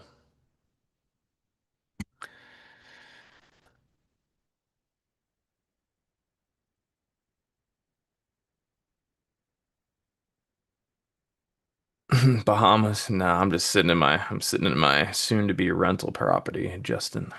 Yeah, that's another thing. I'm getting ready to move out of this house. Just went debt free on this house, so I'm really excited about that. And now I get to turn it into a rental, and it's going to cash flow about 2,300 bucks a month if I don't take into consideration taxes, insurance, all that, yada yada yada. Repairs, we'll be making was it 23 dollars, like 27,000 a year in rental income on this property expected.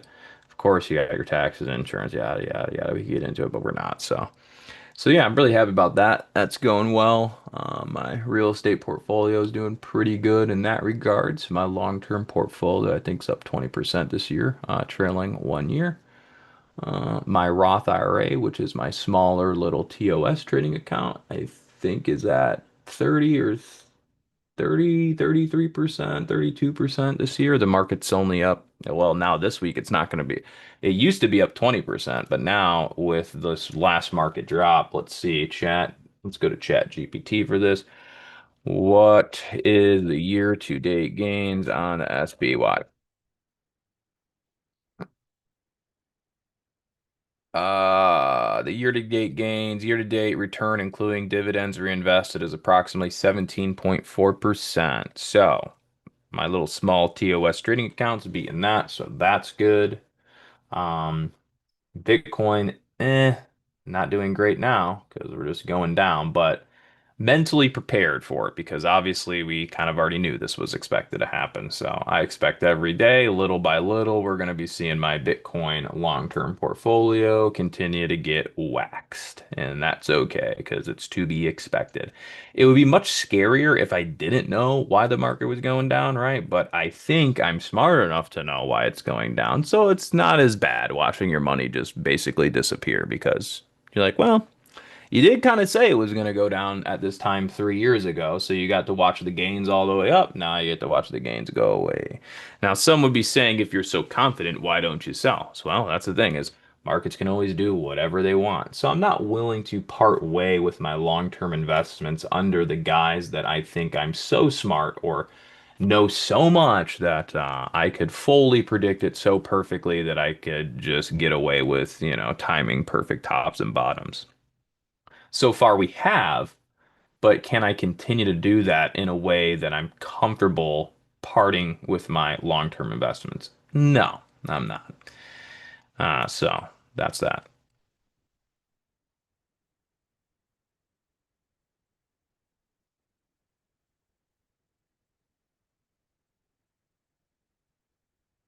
What else we got here? I don't know what else is going on. Um, yeah, so year-to-date gains in the SPY are 17%. So if anyone has an account out there that's beating that, you've done a fantastic job this year. You should be happy. Pat yourself on the back. Don't be discouraged when you see some kid on YouTube driving a Lamborghini that he most likely did not get from trading profits. Don't be mad, okay? It's totally normal to see famous people on the internet driving Lamborghinis from not their trading profits. That's totally normal. Don't fall victim, okay? Do not fall victim and get FOMO because of that. You're doing okay.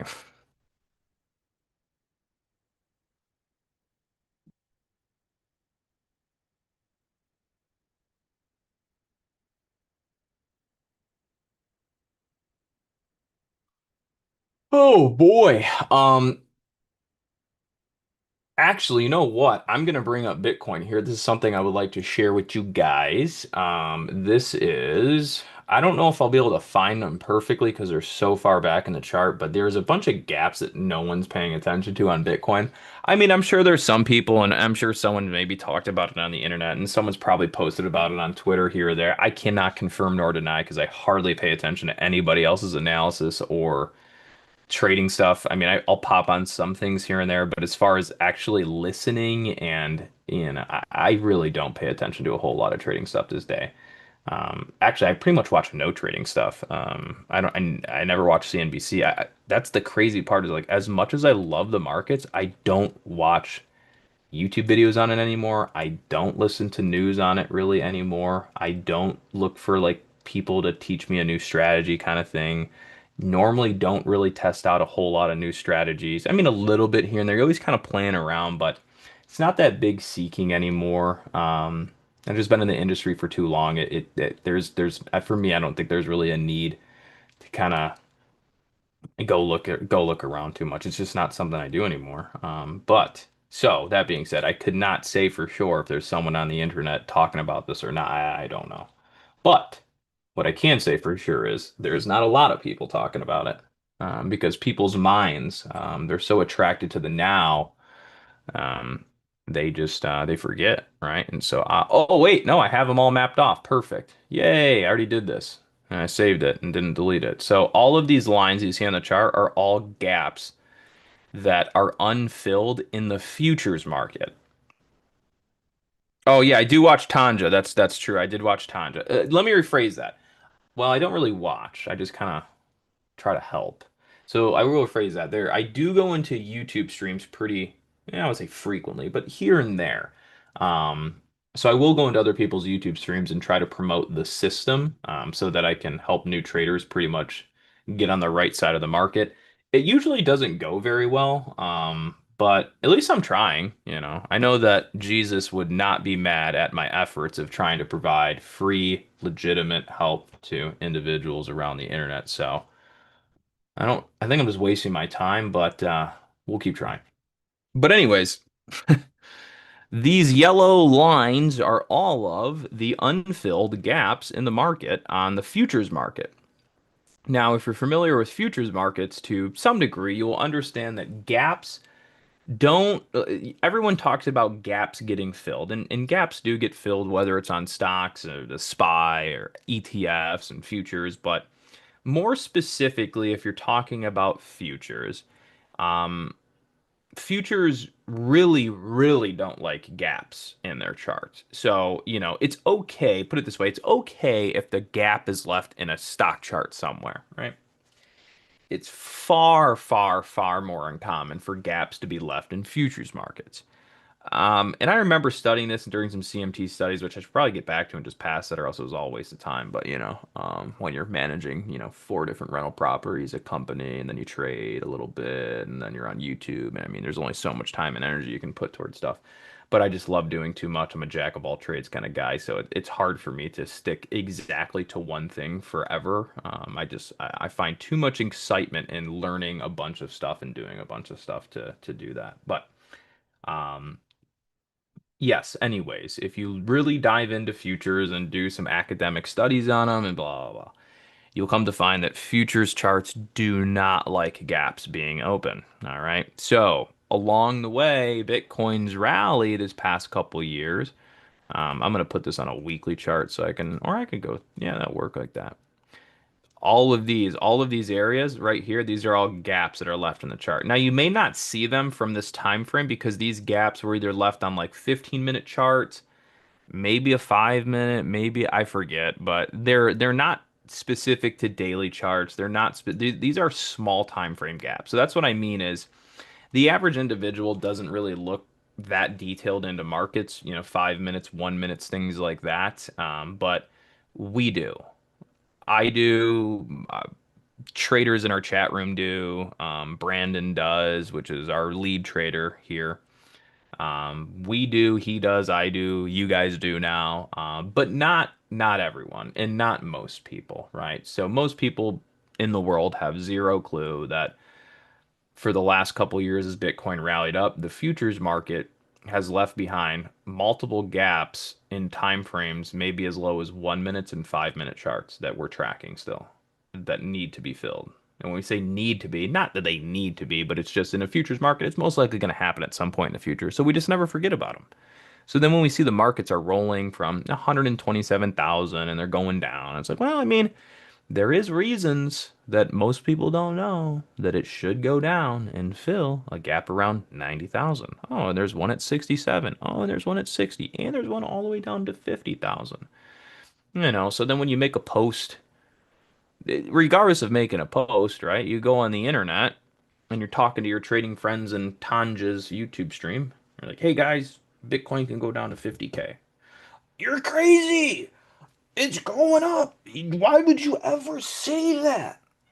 Because the actual futures markets told me that. It wasn't me. It was literally the markets. The market said, "Hey, by the way, don't know if anyone paid attention for the past 3 years, but we did leave a bunch of gaps on the downside, and arguably we're gonna go get them at some point."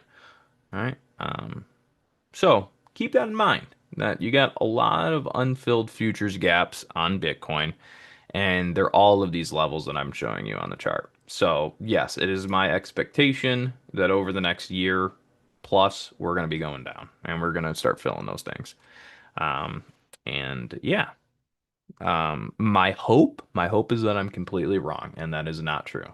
Because if that is, then I get to see a bunch of my net worth disappear, right? But if I am right, then that just tells me that I know at least 5% of what's going on in the finance world. What MA, that yellowish one that Bitcoin is responding to on your chart? That I don't even know. That might be like a MA 250. It might be an SMA 250. Yeah, SMA 250. And I'm gonna change that one to 665. I don't like that 665. It's another thing. Um, Hold on. Yeah, change that to 665.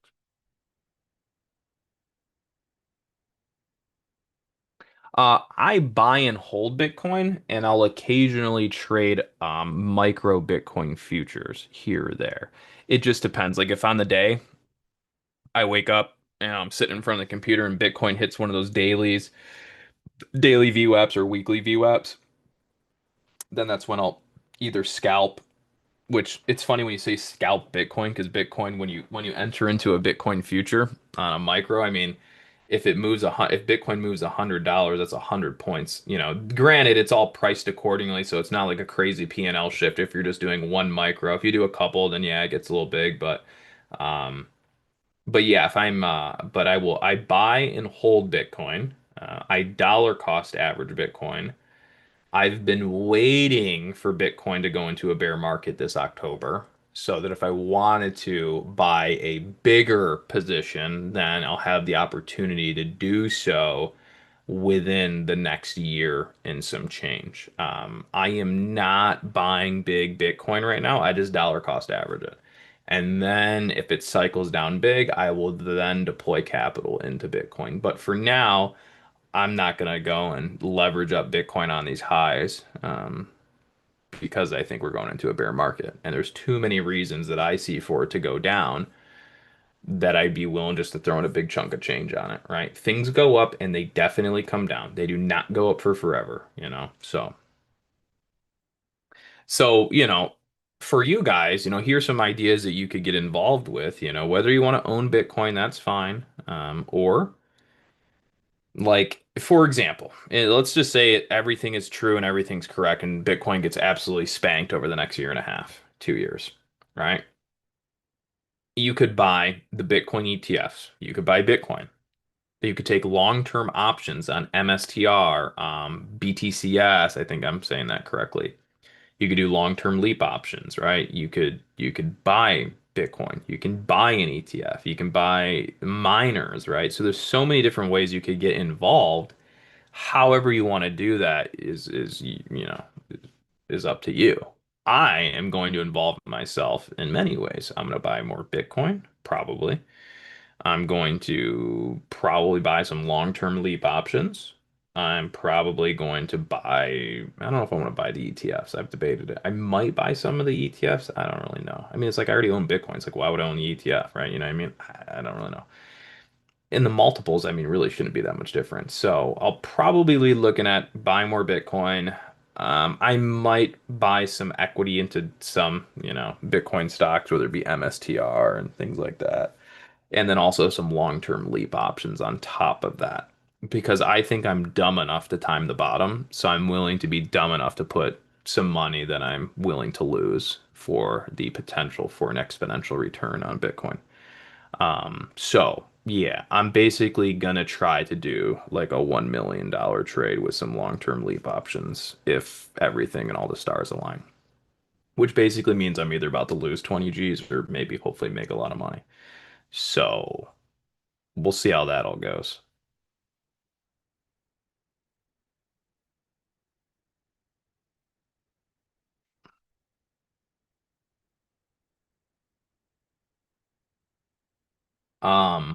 Yeah, I will definitely let you guys know. I mean, I'm not going to give exacts to what I'm doing at that time, but you'll pretty much know. I mean, like, because, I just have way too many superstitions. Like, I don't want people front running me. I don't want people to know the exacts of the exacts. So I'm just gonna give generalities, and if you guys can pick up on what I'm putting down, then there you go. But I'm not gonna be I'm not letting people front run my moves. And I know that sounds really stupid. I'm literally just like one little 32-year-old dude sitting in his house right now streaming on YouTube. Like who really cares? But superstition, superstition, and it's hard to hard to wash that from your brain. But yeah, you know. Regardless, I think we're gonna have a fantastic play in a year and a half or 2 years. Um, so as long as the herd, basically when we're getting ready to get long, as long as the herd of the market is screaming bearish, then we should probably be just fine. Just like this October when they're all saying, October, it's October. It's October. Yeah, right. More like more like getting absolutely roasted. More like more like shoot me in the foot. I don't even just getting absolutely cooked. So maybe not October. Yeah, I do have a Roth I trade, and it's actually pretty small. It's only like 4,400 bucks. This was the first year I was ever able to use a Roth IRA, which is a great thing because that means I was making good money. Also, kind of a sad thing because I haven't, my income's dropped a bit then. So this was the first year. I mean, I had one when I was younger. Don't get me wrong. I had a Roth. I actually still have a Roth IRA. But once my income increased, I was no longer able to contribute or open a new one. So over like the last year and a half or 2 years or whatever, my income dropped a bit. So then I've been able to start a new Roth IRA with Thinkorswim. So I decided to start doing that too. And then just doing a little bit of trading in that, trying to grow it, because if you can, then it's all tax free. So as long as my income doesn't shoot up here drastically in the next year and a half or 2 years or whatever it might be, then I can keep, maxing it out and put money into it and having fun with it. But if again my income does increase again, then I'll just have to, then I can't contribute to it. It just is what it's just there. So I was kind of thankful that I was able to open one up in that regard. But yeah, so I just trade in a small. I also trade in a small cash accounts, 4,400 bucks. I have long term stuff and Bitcoin stuff and a whole real estate portfolio. So I'll do a little futures trading, a little bit of buying of equities, penny stocks. So pretty much in my Roth IRA, all I trade right now is UPRO, which is the 3x leverage ETF on the SPY. So if we go into a buy signal, I'm like, hey guys, we're in a buy signal. It probably means I'm getting long UPRO, the 3x leverage ETF, trying to get 3x the return of the buy signal on the S&P 500. And then I'll trade penny stocks. And then sometimes I'll buy other individual stocks, but I mainly just swing UPRO and then day trade a couple penny stocks here and there. And since it's only a $4,400 account, there's no margin, right? It's all cash. So, you can only grow it so fast without risking your ass off, right? So this year the account's up like 30 something percent. So I'm beating the market now with this most recent market drop. I'm beating it by about, what was that? 13%, maybe 13 to 18%. And that's pretty much my objective going forward with that Roth IRA account is just to consistently beat out the market every year if I can, right? That's the hope. So this year I've done a good job. And I'll bring it up for you one second. So this year I've done a good job on that little small Roth since, I've kind of started focusing on it. And I don't focus on it like crazy every day. It's kind of like I'll pop on. If there's a penny stock that meets the needs of a trade, then I'll put something on. If not, then I just don't even touch it. If the market goes into a buy signal, I'll start putting some money towards it. But other than that, I really don't focus on it like every single day. Super big amount. Um, one second. And this has actually been really fun trading over the past year on just this one because it's fun to see like, what you can really do when you're not using margin and you're really just trying, it's like it's kind of fun because I haven't done this in a long time trying to grow like a small account realistically because everything's kind of grown over the years, but um where is the performance that I'm looking for? And just make sure my account number doesn't fully go in there. Yeah, so something like this. This is safe to show. You're not going to get my full account number. So Roth IRA. So again, this says it's up 127%. That's not true. That's because of the contribution. So if we were to deduct the contributions, which is what 13, it looks like 1300 I put in on this one so far this year. Let's see. Where is, gosh darn it. Whenever you're trying to do some math, have it right in front of you. Let's see. So let's see.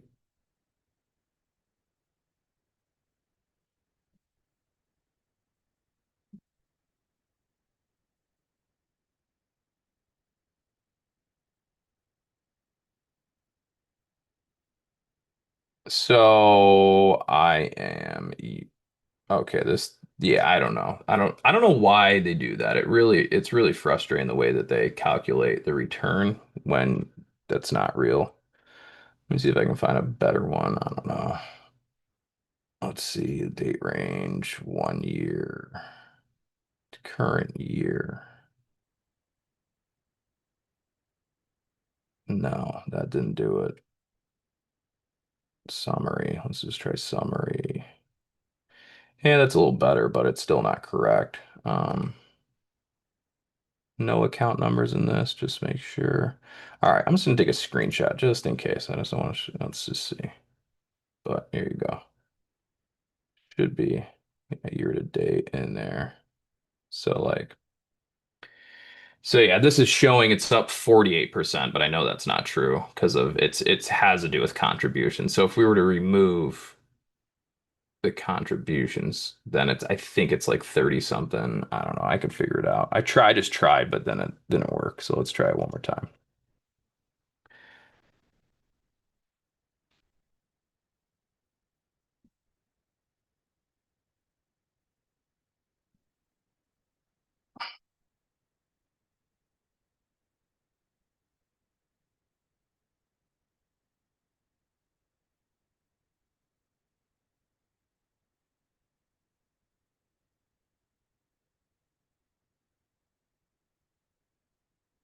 All right. What? How is that possible, ChatGPT? No.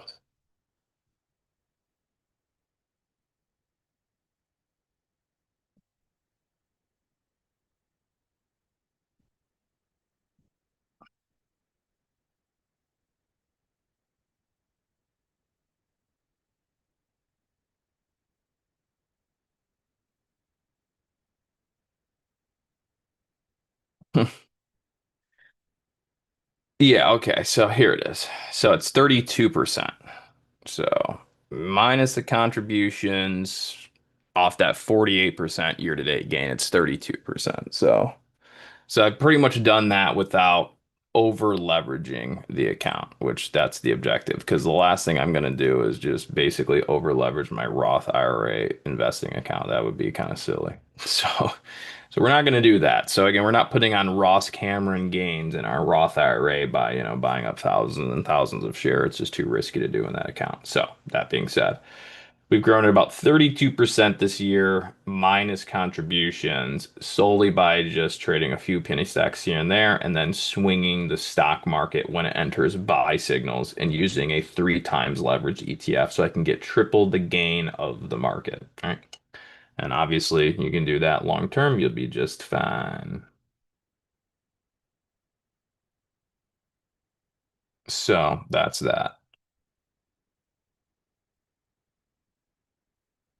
Again, I've kind of moved from being your fancy internet famous dude to a more sound investor, as you will, as I've gotten older. It's just kind of the natural evolution of me.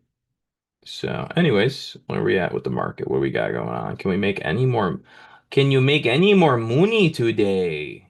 Market's probably just gonna end up going lower.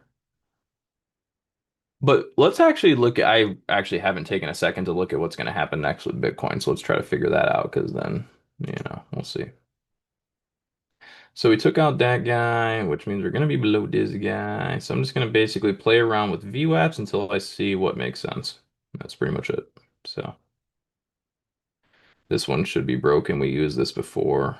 Yeah, so this was, remember a couple weeks back when we said buy Bitcoin here? That was for the trade, and that was a perfect bounce to 116. So we already used that, so we're not using that anymore, which actually makes that a breakdown. So that's actually a back testable resistance in lower area potentially. All right, so we're gonna go to the next one here. So let's go to this low, just see too far away. Not gonna be used, not gonna be used. What about the breakout of this guy? Too far away, not going to be used. What about upper distribution backtest strategies? Let's see. Anchor here, below, can't be used. What about back here? Anchor below, too far away, can't be used. What about this guy? Nope, nope. Okay, let's go down to a daily. I don't see anything viable on the weekly right now that I would use. Settings, low. All right, so now we're going to go back to here. Take this big guy, too far away, won't be used. Go here, too far away, won't be used. These should be already two up. Already broken down, can't be used. All right, goes back to high, high. All right, we're gonna go back to here. Too far away, can't be used. Too far away, can't be used. All right, broken down, can't be used. Okay, well, that pretty much means that there's nothing that we could use in the immediate that I see as far as VWAPs go that I would use for supports. So now that being said, all of the supports that I'm looking at are all pretty far away. So that pretty much just means there's a ways to go, right? So as far as VWAP supports go, Bitcoin, like for example, right? Like we just broke down this one here. Nothing in chat. Let me just double check. Wow, you guys are so talkative today in the chat. Crazy. Anyways, so we've already broken that one down. That one's been used. Kind of one of the next ones I'd probably be looking at. Not that I'm going to use it for support, but maybe even a target would be kind of like this one here. So I'm kind of interested in seeing Bitcoin go to that VWAP. Kind of interested in seeing Bitcoin go to this VWAP. So these are kind of some downwards destination targets I have for VWAPs. But what we also need to focus on is again, the market can always support wherever it wants to. Just because I don't have a VWAP level here doesn't mean there won't be a bounce, right? There could be a Fibonacci level that the market decides, whatever, or a different SMA, right? So but what I do know is that, and maybe I could do a little, I did that pretty quick, but I was starting to get to all of my sort of unorthodox tactics. So when you start getting to your unorthodox tactics to find something, it probably means you're seeking and you're trying too hard at that point. But these are going to be basically some weekly sell targets now. So pretty much expect Bitcoin's going to go there. And then the problem is though things don't move in a straight line. So it's like just like we want them to go here. Are they just going to drop out to there? I mean, maybe, but probably not. And if they don't just drop out to there, what are they going to do? They're not going to go down. They're going to go up. Where are they going to go up to? Well, we would just look basically on this chart. What's happened?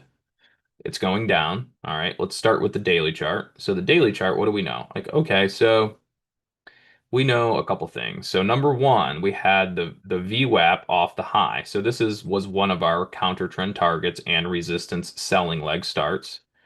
All right, so we use that, right? So we already used the top of the market down, back test resistance down. All right. So let's start re-anchoring the daily. So we go here on the top of the daily, right? So that would be, well, almost, right? So this would have been right there. So that was our most recent counter trend target and resistance zone, which actually never hit its shy. So it's just untested. All right. So now we're going to repeat that strategy down. We're going to take this and we're going to anchor here. So now this is arguably, and we might have to anchor this candle here. It just depends on if this thing tanks or not. If it tanks, we're going to end up anchoring to the high of this candle. If it doesn't tank, then we're just going to be resorting back to the previous VWAP. That's a lot to take in. Blah, blah, blah, blah, blah. But basically, this is our counter trend target for right now. There. So when the market finds support, whether that be on one of our VWAPs, whether that be on somebody's Fibonacci, whether that be on some SMA, whether it be a gap, whether it be an ICT concept, I don't really care. However, whenever it finds support. And I already told you, I don't have any sort of that. I myself, with that quick research, don't have any sort of VWAP support nearby that I would really be using, right? So I don't have reasons for it to bounce. Does that mean it's not going to bounce? No, it can bounce whenever it wants. And if it decides to start bouncing off of support levels I don't have a clue about, then that's fine. I have a clue as to where that bounce can go and where's the next resistance. So that's kind of one of those things, though, is that though I have reasons for it to go down to here, and these could very well be used as short-term trades and bounces, it doesn't matter. The current trend that we're looking for on the daily is this box. This box every day will get a little lower and a little lower if this isn't bouncing, right? So if this isn't bouncing up aggressively and it's going down, or even just tracking sideways, this counter trend target's going to go lower and lower. So that's how we're going to gauge the next day, daily chart bounce and target and lower high. So right now the daily chart is making lower lows, lower highs, and we're going to take the VWAPs of each high and we're going to then project the next lower high area. And it's going to keep selling down until it finds support. When it finds support, it's going to bounce. And then when it bounces, it's going to bounce back to the daily chart volume weighted average prices. Most likely. Sometimes you have the scenario like you just saw. What was that? So what did we just see? All right, so take what I just saw. Hey guys, when this market, it's going down, but when it finally bounces, it will go to the daily VWAPs, right? Daily, yeah. It bounces and it actually doesn't. It missed them by 500 bucks or so, right? So it's like it did kind of miss. But the general concept is like, yeah, I mean, I guess it kind of did go there. So the whole time this was going down, no matter how far it went down, I was always looking back here, right? So regardless of how far this goes down, unless something in the chart changes that would make me change that bias, it's just I'm always looking back there. And the only thing that would change that would make me change that bias is if it puts in some sort of random false high or low or a bounce. So like if it starts bouncing and doesn't backtrack the VWAPs and then dumps out, then we didn't go there now. This becomes a new anchor spot and we'll go there later. So the analysis can change a little bit, but again, that's the intricacies of all this stuff. If we just keep it simple, it's just when the market's ready, it's going to go back to there. All right. So yeah, we're just bearish Bitcoin. We're looking down. I don't really have any sort of great levels that I'm looking for in the moment. We're not any sort of great levels that I'm interested in. The only thing that might be sort of interesting is the fact that the market just broke down the weekly volume weighted average price um, here. So if the market just randomly wants to bottom and then maybe back test that as a resistance and then go down, like that could maybe be a short entry off of VWAP that I have nearby. But that's kind of the only thing I can really muster for the moment. Everything else I don't really care about on this Bitcoin chart for the moment.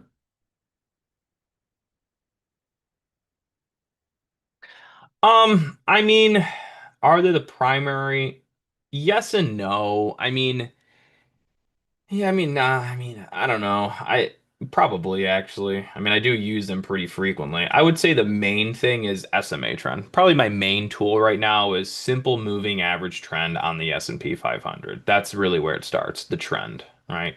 VWAPs and things like that, that's another form of trend and, but ultimately the number one tool is the SMA, 50 SMA, SPX, SPY, understanding the trend of the market. That way, I'm generally not on the wrong side anymore. And that was the biggest savior to my trading and kind of my day-to-day activities was basically making sure I was on the right side of the trend every time. And that doesn't mean that your trade is always perfect, right? But you're never wrong in the sense of your bias and your psychology. And when I say you're never wrong, I promise you're never wrong. And it sounds cocky, but it's not for me, it's for you guys. You will never be wrong regarding the S&P 500 again. Now, how you trade it is different than your bias and your psychology, right? Because all you have to do is look at one simple moving average, and that is it. If you're above, bias up. If you're below, bias down. All right. Now someone's going to go, well, what about when it's a false breakout? Okay. So if it starts to break out and your bias is then up and then it fails, you already know where it's going to go. Because if it's not going in an uptrend, it must be doing what? Going in a downtrend. So if you started to go into an uptrend, all of a sudden it's not going to work, where's it going to go? Back to that same SMA and then arguably below.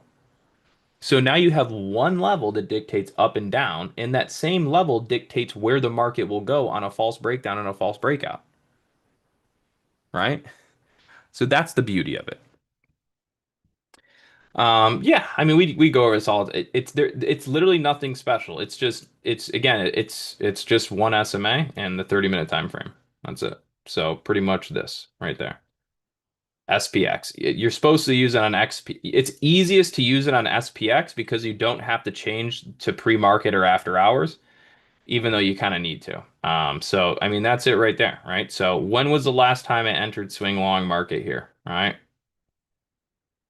Market broke down. I've done a couple little short trades in here, but nothing crazy. All right, so right there, if for those that watch the stream and my YouTube videos, pretty much on that day, Connor and the Stock Market Network slash Boiler Room Trading, if you will, said you are no longer swing along the market. You are now neutral, or you can be aggressive and try to bet short, but you're not long bias. And now the market has dropped out. So I've effectively saved probably no one because no one really sees my videos, but effectively, just by learning that crossover and market being below, you've avoided this entire drop. So when we talk about my account, that little Roth IRA that I'm growing and using this strategy on too, it's up 32%, right? Now, granted, if you compare it to some other people's, I mean, some people make hundreds and thousands of percent because they're maniacs and all the power to them, right?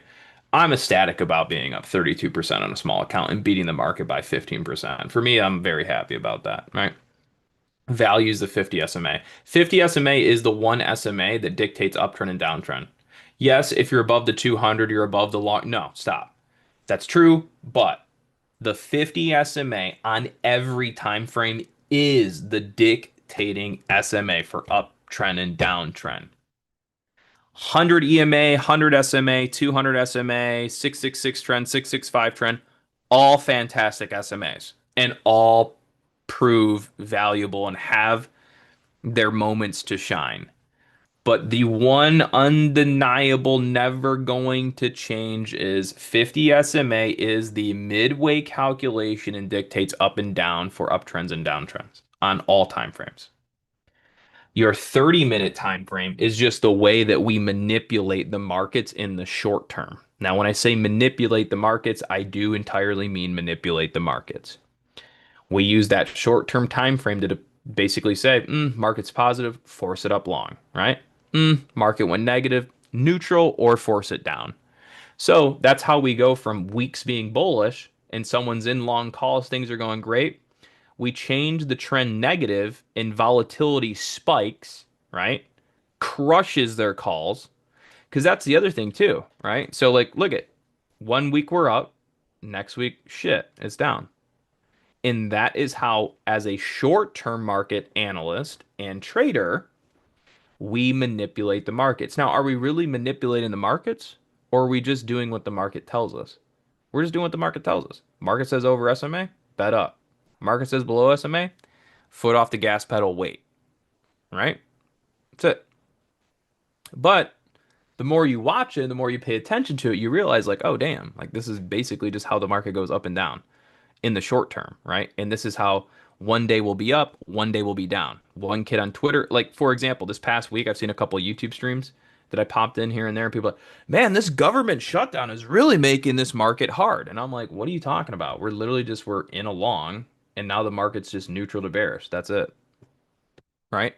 But to them and to many people that don't want, then what are they saying? They're saying, oh, well, it's down and then it's bouncing and it's down and it's bouncing. That is kind of annoying. But if you just take a step back and you realize we're just going from a positive trend to a negative, and all these bounces were just back tests of the trend, right? That's it. So, no, this past week was not confusing because of the government shutdown. But the internet and the news articles would make you believe that the government shutdown is causing all these problems in the market and now it's confusing. No, the market from the end of time, or from the beginning of time until the end of time, will literally go through uptrends and downtrends, day in, day out, week in and week out. And every week there's going to be a new article. The government shut down, or an oil field blew up in wherever, Kuwait, right? Or oh, inflation, oh, CPI numbers, oh, whatever. Like that will go on and on and on, and there's always going to be a new story. But that new story will just be attached to the current uptrend or downtrend of the market. So this week, what you're seeing is, oh, it's the government shutdown. Like, no, you're just seeing the markets do their natural ebb and flow from uptrend to downtrend, and it just so happens the government shut down. So we're going to use that news for this role, right? I don't know if any of you guys remember the yen carry trade. Remember the yen carry trade that was like a couple years ago, maybe now or a year ago? Like that was supposed to destroy the market, and that was right here. So this was I think this was the yen carry trade moment. I could be wrong. I think that was the yen carry trade kind of stuff, right? Everyone's like, oh, the yen carry trade, it's going to ruin the markets, right? It just so happened, if you ask me, it just so happens that the yen carry trade talk blew up big around that time period and the market went down. But now look at markets. And you can even see it here too. This is a daily chart. So ready? Daily's positive, daily's positive, daily's positive, false daily breakdown, daily positive, daily down, then look at daily positive, right? So you just go through uptrends and downtrends on every single time frame, right? But we dial into that 30 minute because that 30 minute I'm looking at Zoom, I'm looking at YouTube. I'm actually streaming off our website to YouTube as well. So this stream that you're seeing on our website right now is also being broadcast to YouTube. So I'm looking at Discord, I'm looking at the chats on YouTube as well. So again, we really just go through uptrends and downtrends on the market, and the news organizations are just going to post whatever they can to either spread fear or to get you to think that it's something or whatever. But again, we're just in a neutral to downtrend state, guys. There's no point of being like if you're, you know what I mean? So the reason I started all this was if you think about the little Roth IRA I have, nothing special that I'm having fun growing, you know. I mean, it's up 30 something percent this year. I've dabbled in some penny stocks here and there. A lot of those returns, though, came from betting on the stock market, right? So I was long. And now that little small account I have that grew some 30%, it's not getting involved in any of this downturn. It's totally safe, right? So the other week when it went up 3%, now I didn't get this whole move. I got like half of it, whatever, right? But the concept being is if we are above the SMA, I'm going to put risk on. Okay, so risk is going on. And this will go up and I'll take some money when I want, whatever. Those are all your psychological trading decisions that you get to make on your own. I don't care how you want to do that, but the system's the system. Your psychologic, your psyche and how you manage, and that's all up to you, right? And there's a bunch of different ways you could do that. But the system is the system, right? So when the system goes positive, we are risk on markets, especially in the short term, right? So risk on market breaks down, we are risk off. So RO, risk off, right? So that's how that small account gets upside and then avoids the potential downside. So that's the system. Now, you could never beat the return of the S&P 500 if you were just buying the S&P 500 like that, right? Well, hold on. Let me think. Could you?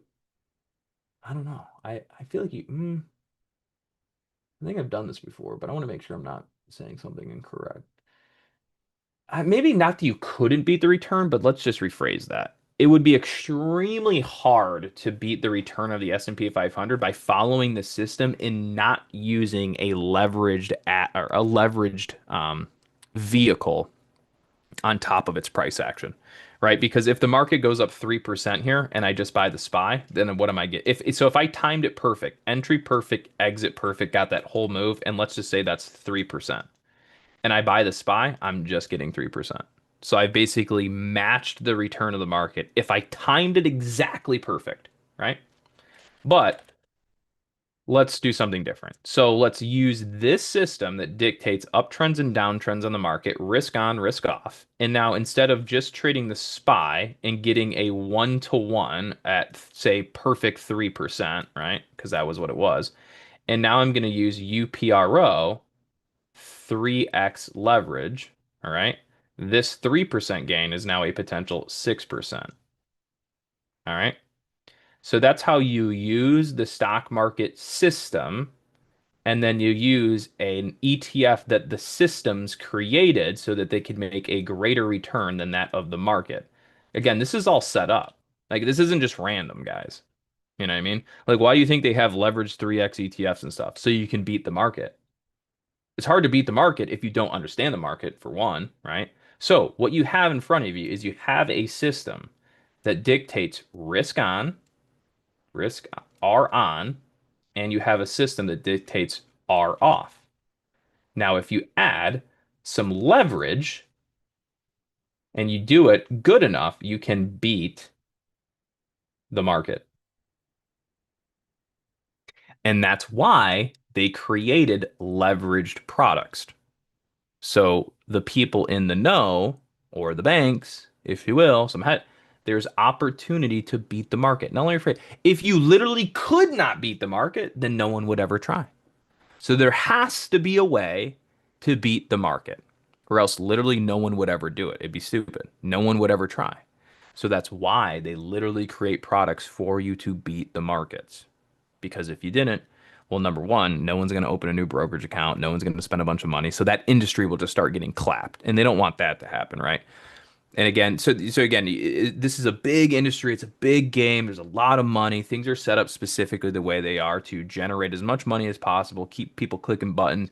But there has to be a way for people to actually win and beat the markets, or else really no one's ever going to do it. And if no one ever really tries to do it, then the New York Stock Exchange, all their revenues go down because no one's trading, right?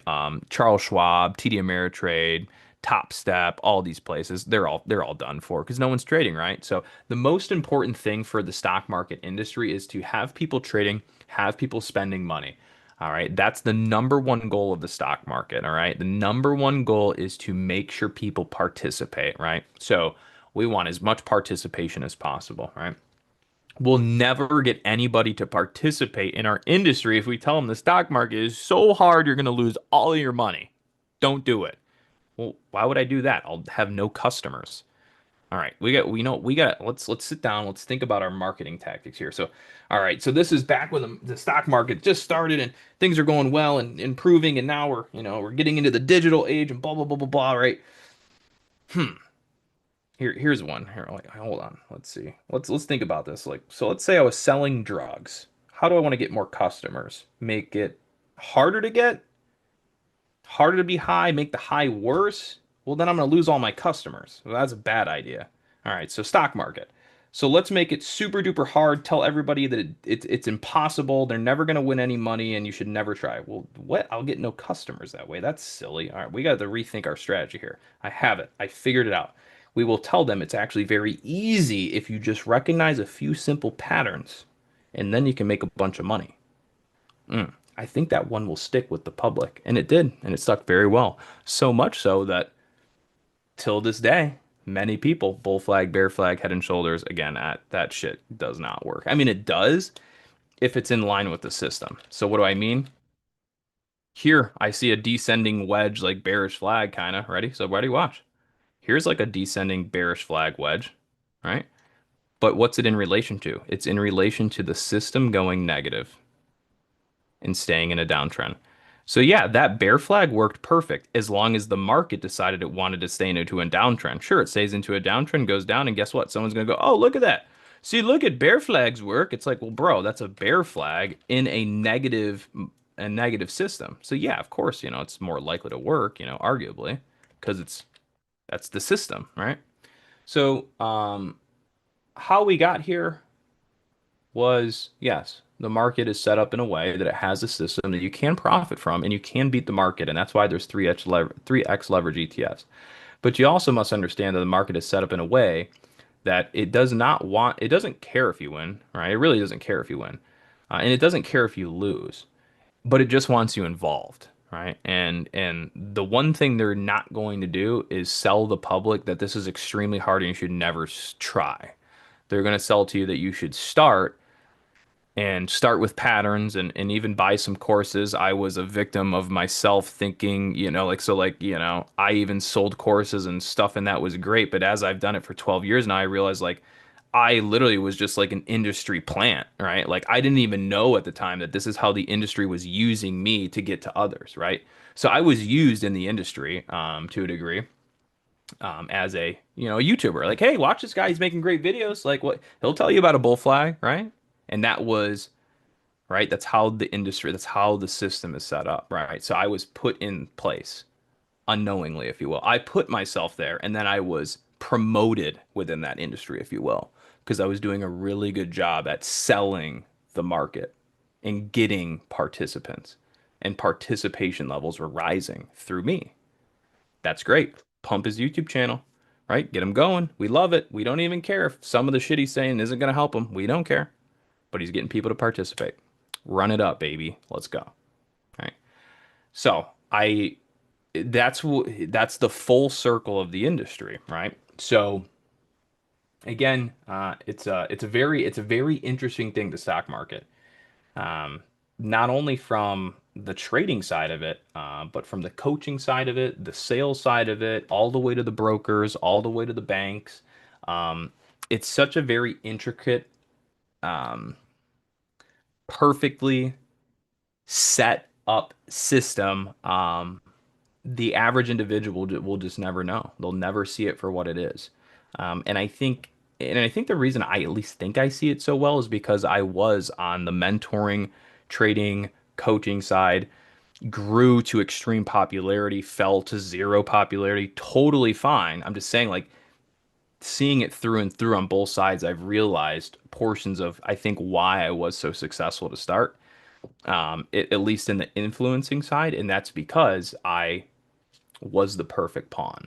You understand, right? I was the perfect pawn in the perfect place, and they loved me being on that board. But I will say now, I don't, I'm not the perfect pawn, right? I will tell you right now, trading is extremely hard. It's extremely risky. I made some money, then I lost some money, right? So I am becoming not a good pawn for the system, right? I am not someone that, in my opinion, would be good to push to a bunch of beginner traders. Because the one thing I will tell them is stop. Do not open a brokerage account. Stop. Slow down. All right. Don't look at bull flags. Don't start with bear flags. Okay. Do not listen to CNBC. Right. So the first thing I'm doing is basically taking customers away from the stock market industry. Right. That's the first thing I would be doing. And I would say, hey, before you learn anything, learn how the market just goes through uptrends and downtrends week in and week out. And you will be correct 95% of the time. Now, you may not win on all your trades because you're psychologically, that the psyche game is a different story. But as far as the trend goes and understanding of like how things go up and down, you will be right 95% of the time. Starting at a 95% correct bias rate would be terrible for the market, right? It'd be absolutely terrible, right? Because then banks couldn't take advantage of your trades if you're on the right side more than often, right? And if you do start getting on the right side, and then you see what I'm saying? So that was a little bit of a ramble, but very, very important to think about. Yeah. So I think I was a perfect pawn in the stock market industry at a point in time. I no longer, well, I don't think I do. We'll see. I don't think I fit that narrative anymore, but yeah, so that's why whenever I just basically go on YouTube and I see a bunch of people, streaming and, top step accounts, and there's nothing wrong with prop firms. I'm just saying, it's like they're the perfect pawn for the game, right? They got, shilling trading is easy and this, right? So they're getting a bunch of people to buy prop firms. So they're just feeding the stock market customers, right? And so that's the one thing that I probably try not to do anymore. So I just don't have that yeah, that jam going. But anyways, so this has been really fun. Been a great day. Oh my gosh, what just happened to Bitcoin? Oh my gosh, guys, no, it's going down even more. Actually, I don't even really think if it did a whole lot. Maybe it was already there, but just oh no, guys.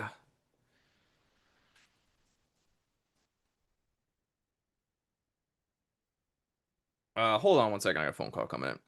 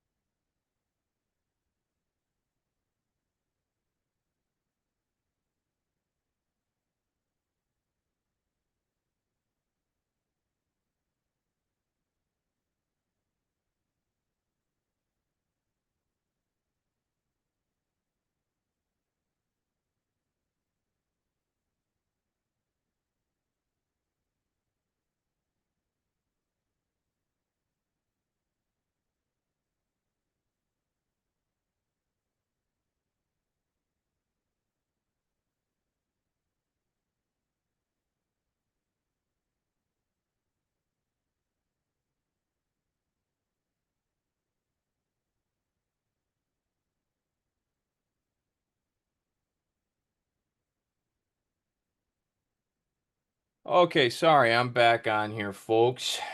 Uh, yeah.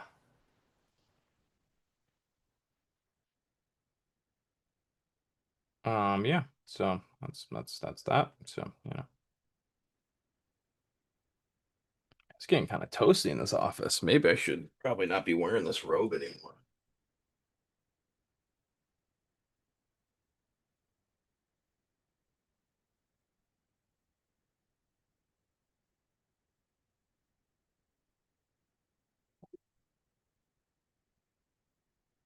Hold on, I be back. Me going to other room.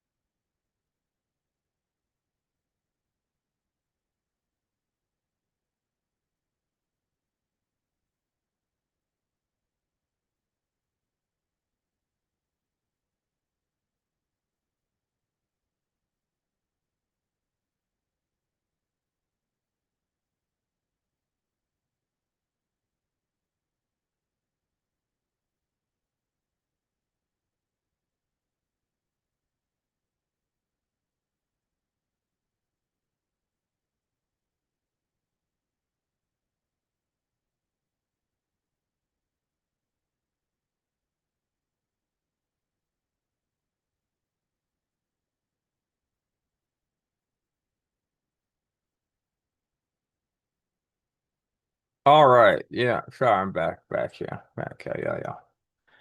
All right. What's going on with our market? Don't know. I have no idea. Oh, whoa, whoa, whoa, whoa.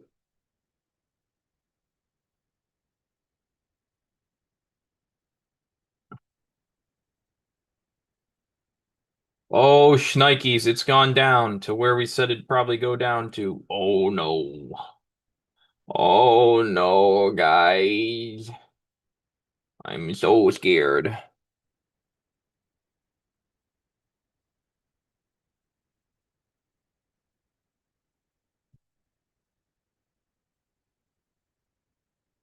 Hmm.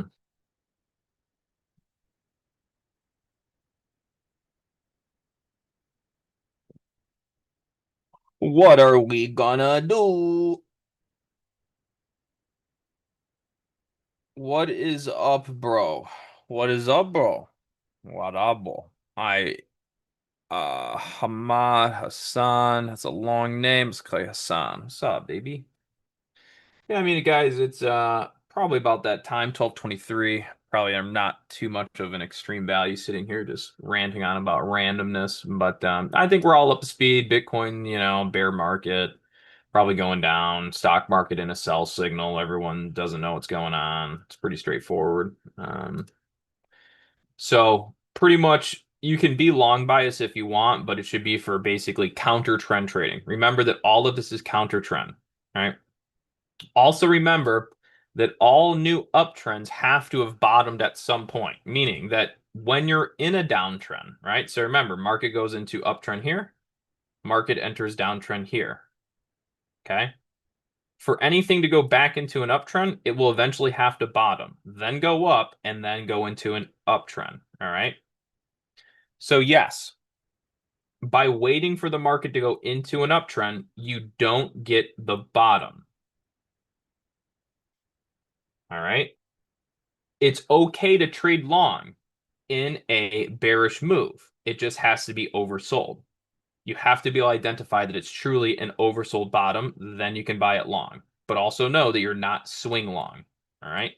That's how you trade bearish markets, understanding that they're bearish and understanding that you're not necessarily trying to time the bottom. You're just trying to time a potential bottom. Trade it, and then if it turns into a buy signal, great, blah, blah, blah, right? No problem. Oh my gosh, Anthony, I haven't seen you in a long time. It's very nice to see your face. How are you, brother? Um, Long Johnson. Yeah. Yeah, really nice to see you. Good to see you again. Yeah, so again, like we said, we're in a bear market.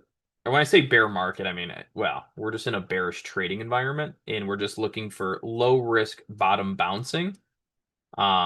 And the reason I say that is, and you might be like, well, if we're in a bearish move, why aren't you short? Well, again, the start point was here. Okay. So look at how elevated your risk is. So if you start swinging short now, and the market's like, you know what? Actually, I want to go into an uptrend. That means it has to rally all the way back to here and then start an uptrend, right? So if you try to swing short now, you are extremely far away from when the market started shifting to bearish, to neutral. It started shifting here, right? Where I'm circling. That was the shift point.